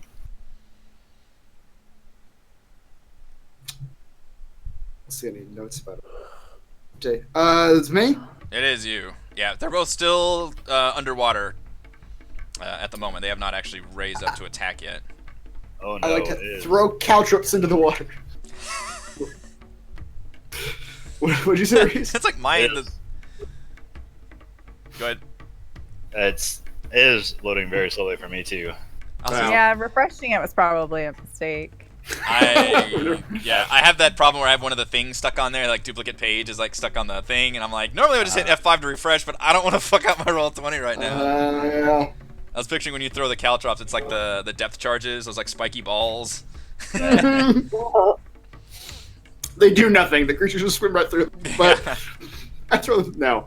I will add my shitty roll to the rolls. See if I can. I have a +0, so you know. Yep. All of you that are trying this, nobody's actually put their oar in the water, as Sir just says. Like, you're all just hovering with your oars and doing this motion. Like, why This are we is how not it works, right? moving? Yeah. This is like a helicopter. We're supposed to just paddle the air. Wait, do we hold the narrow part or the wide part? Yeah, exactly. The wide part's easier to haul. Right. Sokka Get a just better grip. lets out a fucking scream and is like, ah!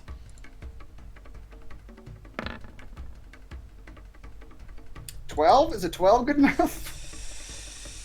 12 is not quite good enough. It budges Wow. like a little So, bit. Asaka. I'm gonna put it like here. Yeah, she screams. She's like, curse these stupid canoes! She does not get it out of the creature's way, unfortunately. She's like obviously trying to get it like to the side and get it like beached or something.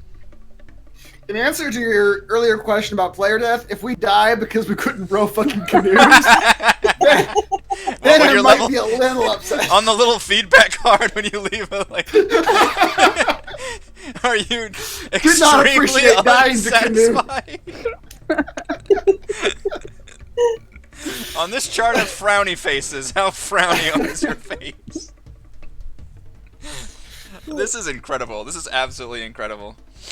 So many bad skill checks here. Alright, well, technically your canoes haven't been destroyed yet because we managed to go through an entire round of 10 people without being able to roll a single check. Oh, let's start out back up with the ladies. Gillian or Celeste, whoever wants to go first. Okay, so Theron has this idea that we might be able to talk to them, so I can try that because I can also communicate with sea creatures. That's true. They are Now- currently still under the water. So do I have to just kind of lean over and put my head under water? Like, how Do does it. this work? You could do that. Okay, so that's what I'm gonna do. With my emissary of the sea trait, and I'm gonna just try to tell them that we mean no harm and are just passing through. Can you click on that? Oh, there you did. Okay. Communicate simple ideas with beasts that can breathe water. Understand the meaning of your Simple. words. You have no special ability to understand them in return. Okay, so sorry. Say what you were saying again. Mean no harm, just passing through. That's good. Will not hurt you. No yummy yummy.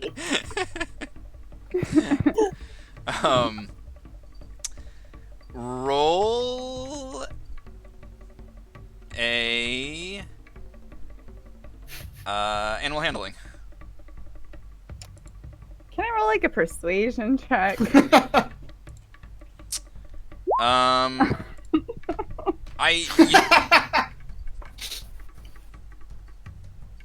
That's so bad. So bad. You speak in like whale when you like go like hello,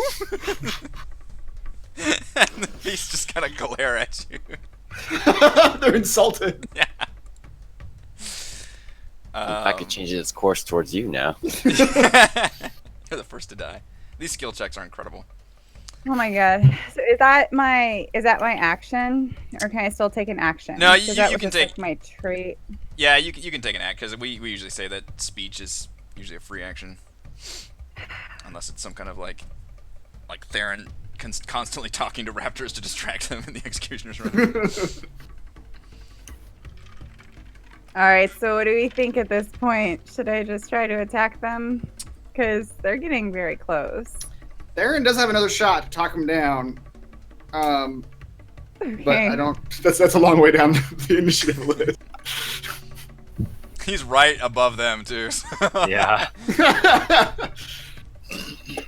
I don't know. Okay, well, here's another question. So I also have gust of wind.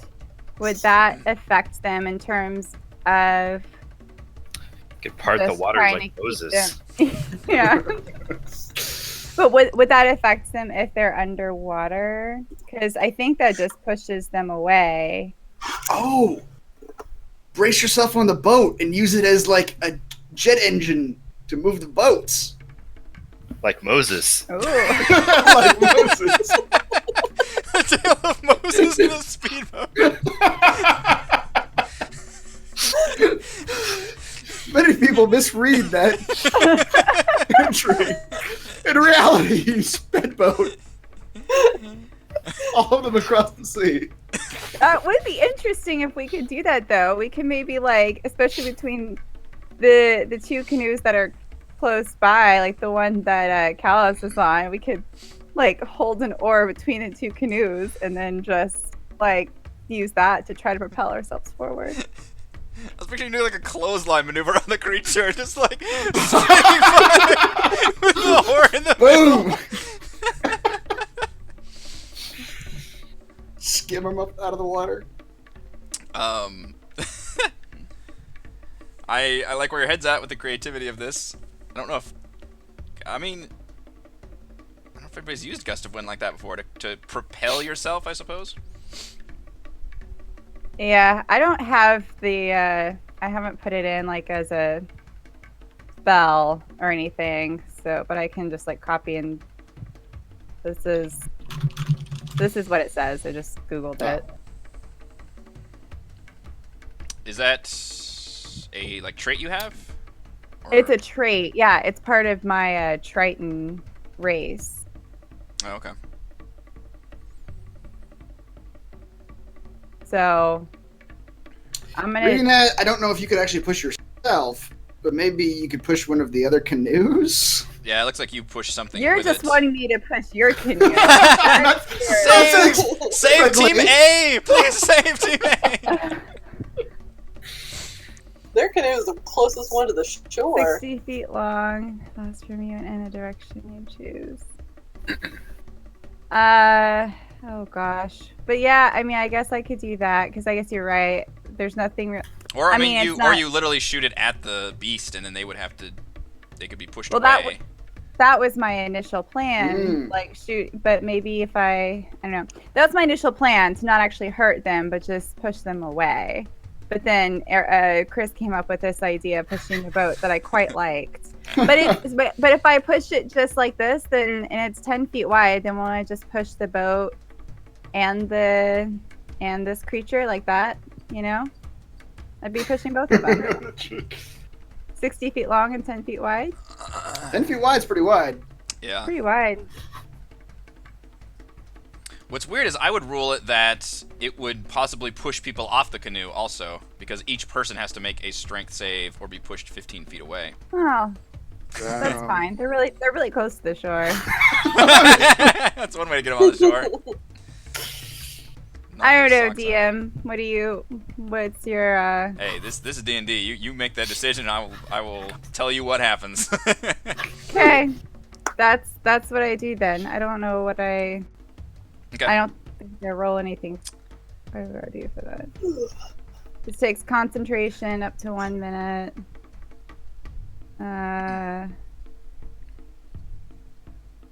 Are you trying to aim it specifically at the both the canoe and the creature, or just the canoe? Like, where exactly are you? What are you That's trying what to? I'm doing. Like, where could you see that line Yeah, that I yeah, drew?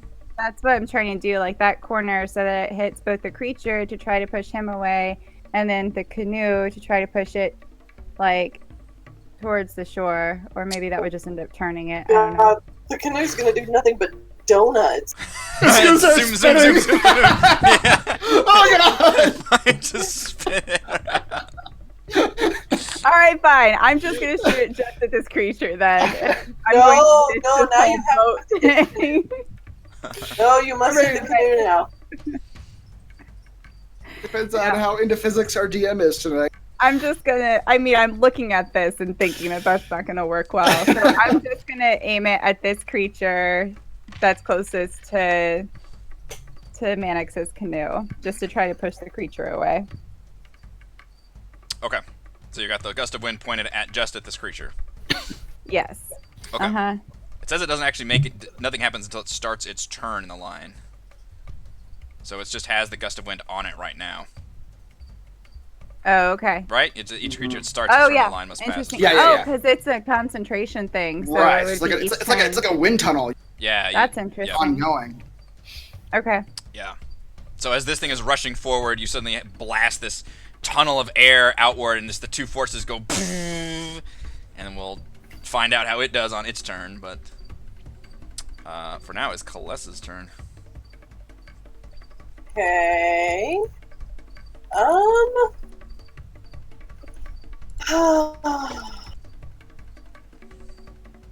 Well, I mean, they're still not close enough for me, so I'm unfortunately a full-on melee fighter here.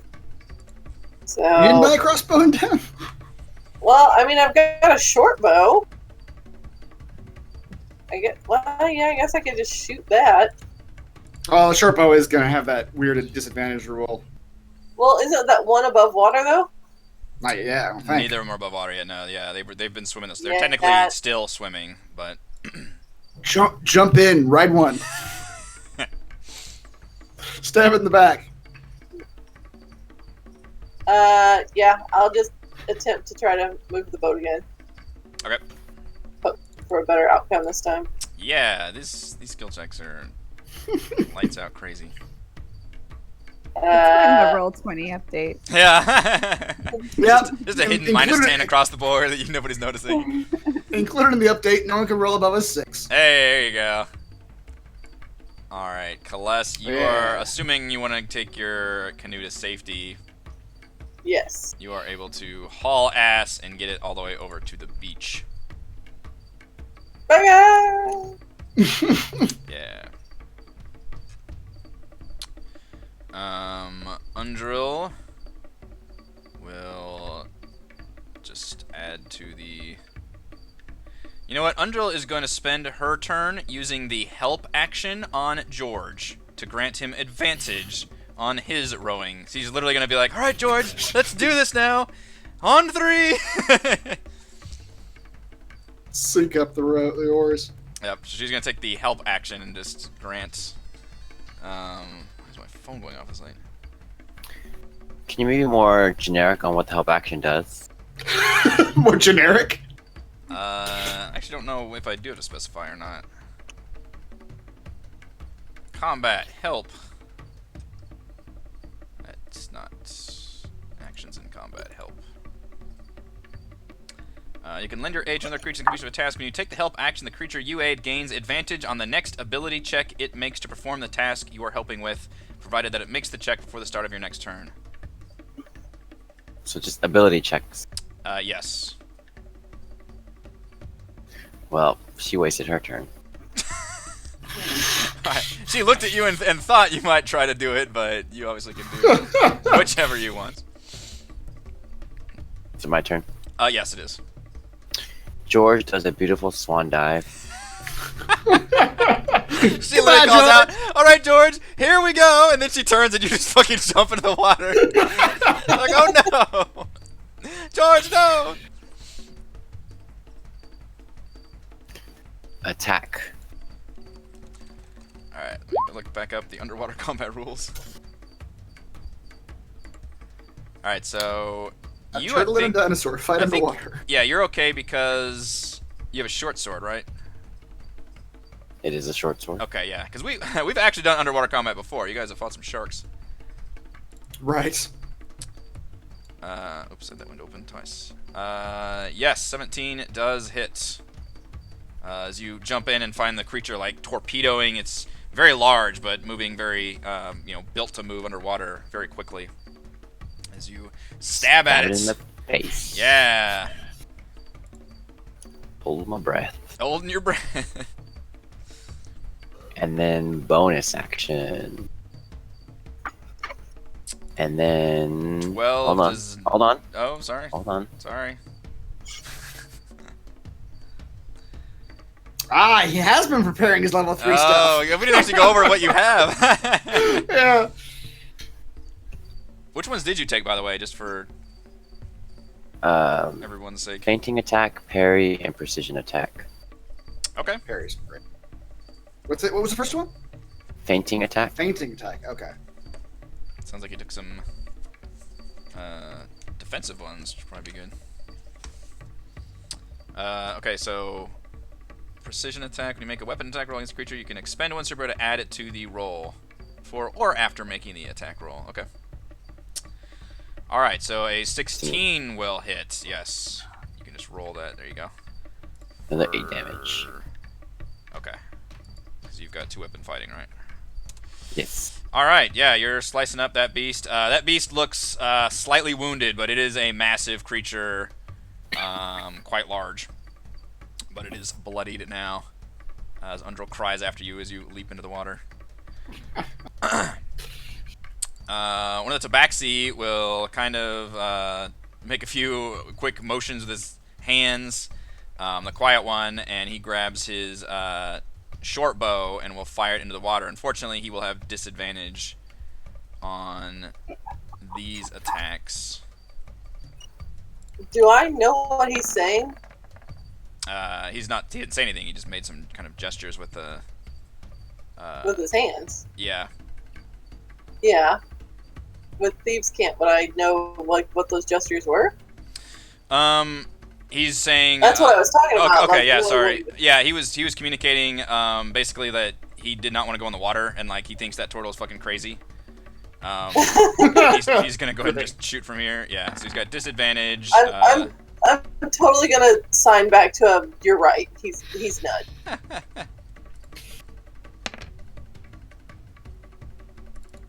For 5 damage, and actually has multi-attack, so I'll do that again. Disadvantage. 14 will hit for 6. Alright, so actually sinks both those arrows despite the disadvantage. He looks like he is pretty adept with that bow. That creature is still, it is bloody now, though. It's definitely, looks pretty cut up. Theron! Stop So, this at once. they're still both underwater. George is now underwater with this creature, and the other one is underwater in the middle of a wind tunnel. So the odds of that one hearing you are probably pretty low. Things have gone downhill. Good idea. Yeah.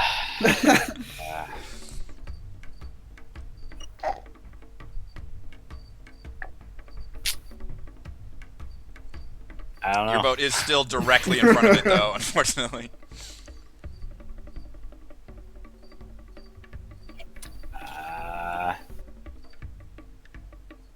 Can you turn yourself into one and battle it? Yeah, give me a few minutes, guys. I bet they have a swim speed. Thank you, Mannix. That's that intellect showing off that big brain of yours. I mean, the druid wild shape, you know. I'm gonna jump in the water. Great. The peer pressure is too great. Everybody's doing it. Zaka curses. Ah, he's fools. I apologize. This is apparently I didn't know they would react this way in the jungle.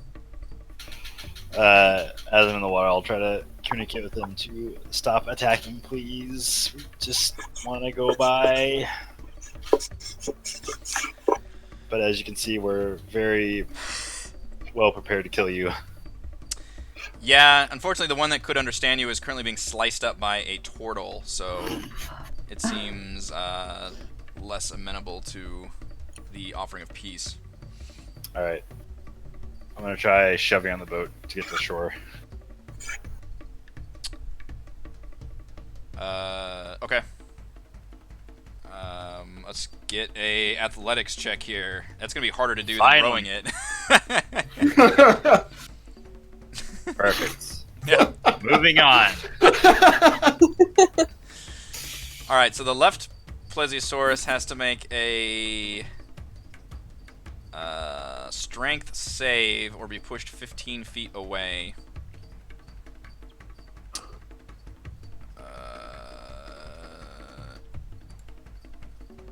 Pretty good strength, but it rolled real Not bad. good. Yeah, so it's gonna go 5, 10, 15. Almost get beached over here. And that kind of dazes it for a second. It kind of like is very. 60 feet's a long way. I'm drawing a line. Wait, is it 60 feet? Yep, 60 feet long. No, it says 15 feet away in the line's direction. No, that's the wind tunnel's actual. Oh. I got you. So it's still in. Yeah, it's in the. Okay. He's still in the wind It just tunnel. gets pushed 15 feet away, and then it's double movement after that. Yep. Any creature must spend 2 feet of movement. Okay. So normally it moves 40. It's gonna move. Why is it doing that to me? All right, never mind. The drawing didn't work.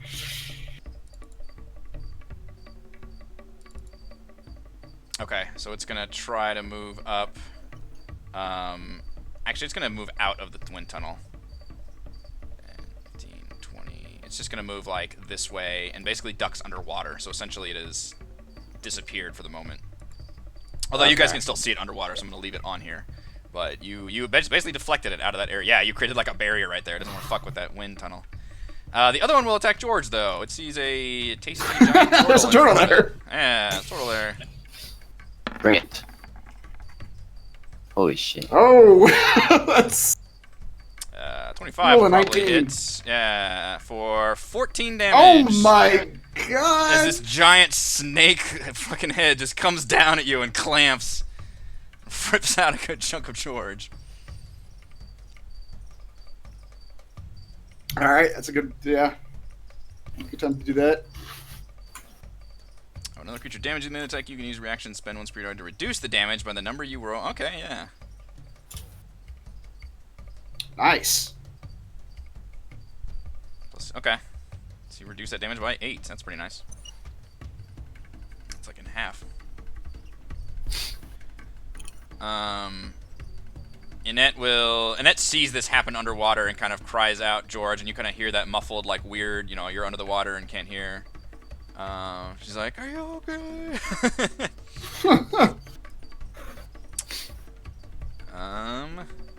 She will cast. Oh shit! Is she in range of that? 30 feet? Yeah, she's within 30 feet. She's gonna cast Sanctuary on you, George, to attempt to protect you against any hostile attacks. She kind of lifts up her arms, and this little bit of kind of light comes down onto you. Put a, I don't know, some kind of token there. The other Tabaxi will follow suit with her brother and fire her short bow at the. Wait. If the warded creature makes an attack, spell ends. Yes. I attack next. Yeah. I guess if you could, yeah. It's not the best spell. Which is disadvantage. I'm not gonna roll again because that's not gonna hit. She has a multi-attack, so the second attack. Disadvantage also looks like it's not gonna hit there. So unfortunately, she is not able to hit it with her bow. And we go to Mannix. So Mannix, this wind tunnel is still in front of you, right in front of you, but has seemingly deterred the. I am gonna assume that the wind tunnel is going to protect my boat for the time being. And I'm not going to try to get the boat out of the way. Instead, I'm going to try to step up to the front and take aim at the one that George is engaged with. And he's engaged. I don't actually need to do my inside fighting. I just need to roll a regular attack. Yep. Which kind of ranged weapon do you? Okay, you got a crossbow. My crossbow. I'll go ahead and use my. Try to reroll that. There we go. 18 will hit. Boy. For 17 damage. Boy. Alright, you sink that crossbow into its flank, and it kind of gives a crying scream. Very, very bloodied now, but still up. Yeah, seeing the wind tunnel, Azaka will kind of nod at Gillian, which is the first, like, respectful thing you've seen her do towards any of you all. After we started jumping in the river, you mean? Yeah. Or when we were rolling through the air. Yeah, she was very not happy with both of those, but she will shoulder a longbow, take that out, and aim at the creature attacking George. She gets. She has disadvantage though, doesn't she? I assume the one that George is fighting with still like under the water with him. Is that the idea? Like they haven't actually surfaced. Right. Yeah, that's why. Yeah, that's why they have Okay. disadvantage. Yeah. With disadvantage, that hits for 3 damage. And she gets one more.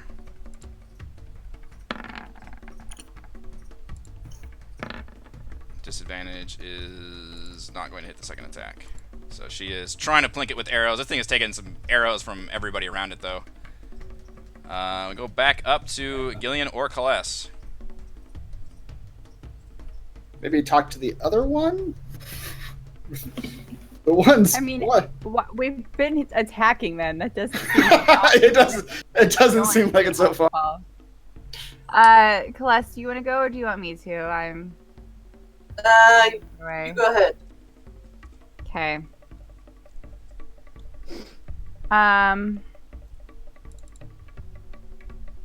Well, I guess I'm just gonna fire my crossbow then at the one closest.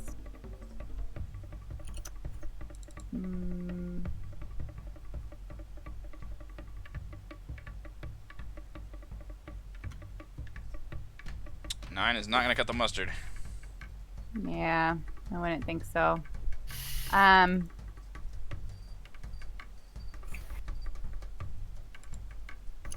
gosh, I guess I'm trying to decide if I should just give I'll give a bardic inspiration to George in the water there. George of the water. George of the water. Sometimes 'cause George I've of the done jungle. Currently George of the water. Very little else useful.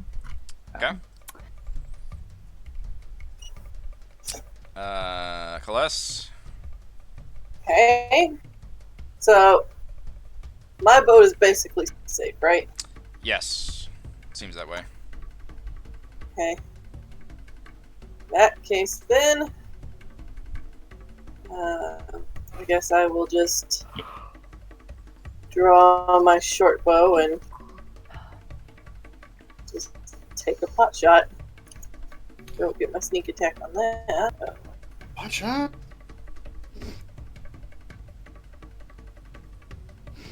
Nope. Oh boy. Bad rolls here.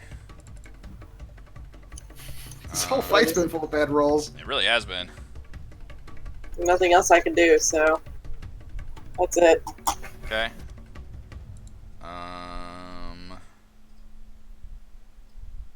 Let's see. Undril.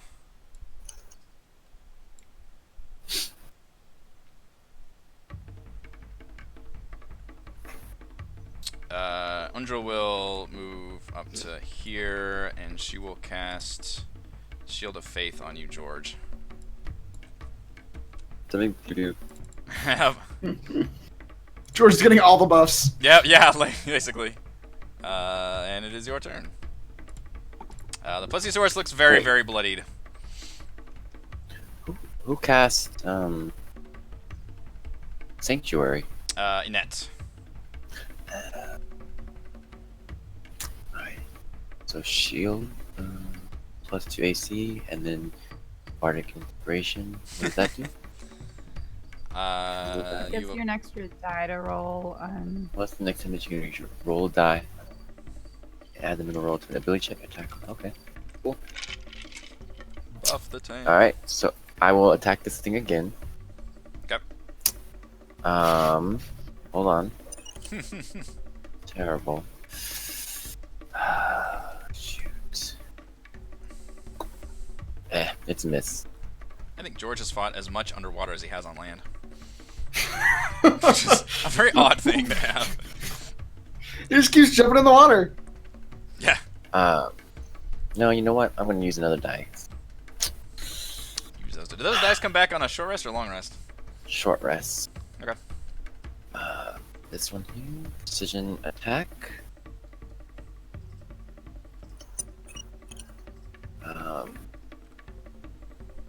Oh wait. Do I not get my dexterity bonus on this one? Doesn't look like it. Just make a roll. That was fainting attack. Yeah, oh, that was parry. It was the die Oh yeah, plus to reduce the damage. Okay. Yeah. Ah shit. 11. 11. You still got your Bardic D6. Oh, you do. I can use on this one too. Whenever you want while it's active, I think. It's one time, right? You use you give It's- one use of it. Yeah. I think so. Alright. 15? 15. 15 will hit. Yeah, he needs all of this. He's done. Adding up all of the. Yes. Okay. All right. 8 damage. Bonus action. 17 will hit. Natural 17. For another 8. 8 Alright. damage. Wow. You still alive? It is still alive. It is looking like it is not long for the world. Action surge. Oh boy. The turtle's just going crazy. Yeah, he's got all the buffs. He's like, Jumps on the "Ah!" He's just spinning. His It's the sword's just Popeye spinning moment. around. Yeah. Do I want to use another one? I gotta kill Does it say if I tell you if it hits or not before you can do it? You use this maneuver before or after making the attack roll, but before any effects of the attack are applied. I know, I'm thinking. Okay. I'm gonna do it. I'm gonna use up all my dice. Right here. All or nothing. If you get back on a short rest, though, that's pretty good. I know, but still one more beast out there. Oops. Hold on. 14. No, I Oh, you did rolled get that right. Oh, you're right. You did. You It's rolled just a a 1. D8. That'll hit. Yeah, there you go. Alright, George, how would you like to destroy this creature? George is just hacking and slashing at his face. And finally, he just cuts it in two lengthwise. Oh boy. Good lord. we love the grisly kills. Yeah. Blood just pools, and no one knows whether George died or the fish. At some All point, they there's see so is much just- blood, we're like, that's gotta be the fish. Yeah, George doesn't have that much blood in him. George doesn't have that much blood. Hey, one drop of blood in the toilet just makes the whole thing red, so. Is that some kind of saying? I don't know. That sounds like some sort of wise man saying, sounds but like I'm a sure wise- it's not. One drop of blood in the toilet makes the whole thing red. Oh my god. All right, maybe medical advice, but still. Eat fiber, kids. More fiber. All right, that was a hell of a turn. Reddit always used to say. The other one I don't think can hit the creature. This creature seems to have fled the wind tunnel, so you're not actually sure if it's going to double back yet, or if it will. It's not its turn yet, so we go to Theron. The Tabaxi's not going to try to shoot at it, though. I'm gonna scramble back in the boat. Okay, you still have Speak with Animals on if you want to try.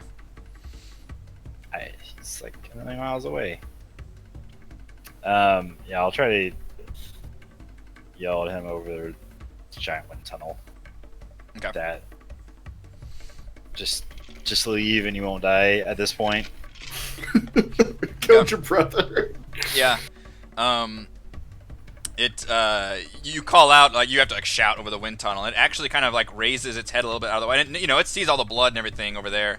And as you shout at it, it's those words. It seems to actually heed them. As it kind of looks at you and looks back to, like, the turtle just hacking away at the disemboweled remains of this other one. You don't know if it was his mate, its child, you know, what the relationship there was. Just like sagely nod or solemnly nod and Yeah. swim away. But it will We've come to an understanding. Yeah, it will turn and just kind of head back into the river. It was just a distant cousin. Yeah, it was all right. That's right. Seems to think better of it all. Yay, I didn't waste that spell. It was a combined effort of multiple things. Yeah, Zaka kind of like sighs and is like, oh, good. We didn't lose any of the canoes. No, I'm not sure any of you know how to row a canoe. I think you're gonna have to teach us all. Yeah. It's all right. It's kind of motions everybody. Let's take some lessons now. Time for canoe lessons. Somebody get the turtle a towel. What would it take to bring these two halves up onto the canoes? Jesus. Just We're riding eating fish fish tonight. Yeah. Yeah, you can bring like a slab of that thing up there to cook it. I gotta feed 10 people with this thing. Them's good eatins. Yeah. Waste not. There, and I saved the heart for you. Oh God. Thanks. With that, you guys are able to make it into the river proper and settle down for the night. What are going to be, before we log off here, going forward, if we can just establish like a night routine. Like I said, there are 4 guard shifts each night. You don't have to fill all 4 of them, and any amount of the NPCs can take those shifts, but those are the 4 available. I think we've got enough folks to where we could have 2 people on every one of those 4. You could do it that way Especially if too, yeah. That way I just know, like, going forward, if there are any night encounters, I can just look at that information rather than we having to go through that every time. We got 10 people. There's 4 shifts. If Sounds like a great... if we have 2 people on watch duty for each shift, then 2 will get to sleep through the night each night. We can kind of just shuffle through who gets to sleep through the night uninterrupted.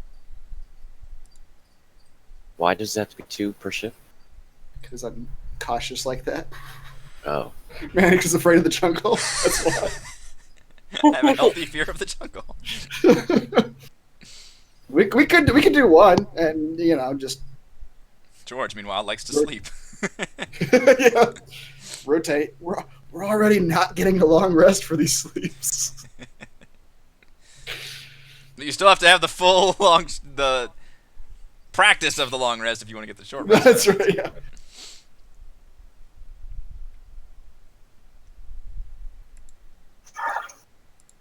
Yeah, something like that. We just sort of rotate, I guess. Well, do you like? I'm literally gonna write down like you've got 1, 2, 3, and 4. So if you can like, if anybody wants to volunteer for any numbers or who wants to be on shifts, just going forward.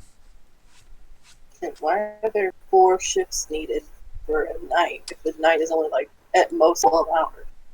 I mean, it's 8 hours, so it's just somebody's taking a shift during, so you still get your 6 or 7 hours, I guess.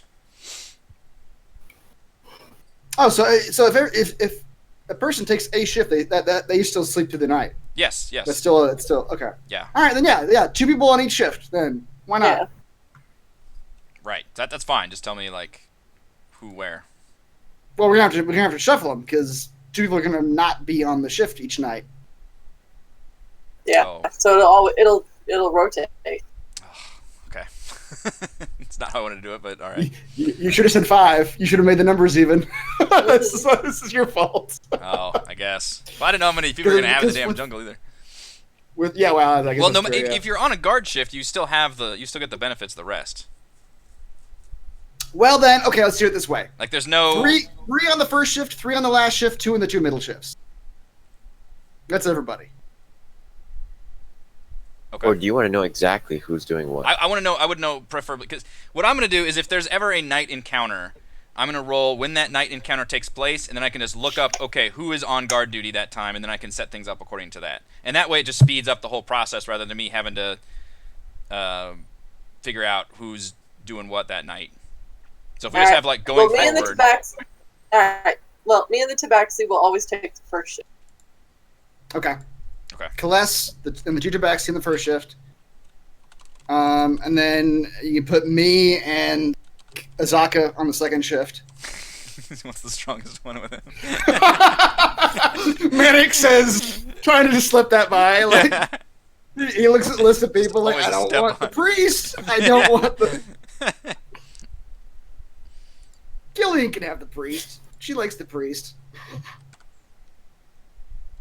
Yeah, I Yeah. could, Give those to the next shift, the third one. Gillian. Which priest? Undril or Annette? Annette. Okay. The one. And then do the last 3 for the last one. Darren, George, and Undril. Yep. All right. That works out for me. Thank you. That way I've got the information. All right, so you guys make it through that night. There is no danger there. And we'll begin day 2 in the jungle. Unfortunately, we started late today because of various connection problems and Roll20 problems, which apparently were not just my issue. There is Roll20 problems today in general. Variety of people. Yeah, but I think we're going to go ahead and call it a night with this one, and we should be back to our regularly So scheduled. we just long rested through that night. You did not long rest. You short rested through Okay. that night. Oh, short rested. Okay. Yeah, so anything you get back on a short rest, you do get that back, and obviously you can roll, like on a short rest, you can roll your hit dice, if, I think only George was injured in that one, but that would be the time to do that as well. And So like it I only said- counts as a long rest if you get 8 or more hours of sleep. No, so this is the rules of the travel in Chult. You still have to do, you'll get your 8 hours at night in Chult, but you'll just won't get the benefits of a long rest just because Chult is that dangerous. Nobody's sleeping that well. Everybody's got one eye open. Going to flavor it that way. You get the benefits of a short rest instead, and then occasionally it will pop up as like a random event or something might happen where you can manage to get into a long rest, like you find like actual shelter.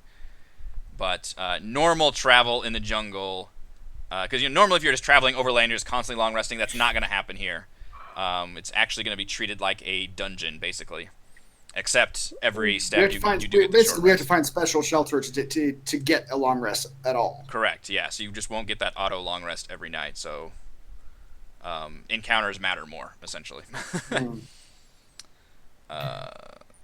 Yeah, I think that will call it for here. So thank you to Chris, Heather, Rochelle, Raymond, and Reese for playing. Thank you to our fans for watching. Go to RogueWatson.com for recaps. Patreon.com/RogueWatson if you'd like to support the channel. Live streaming our D&D adventures every week, and we will see you next time. Bye. Hopefully with less Roll20 issues.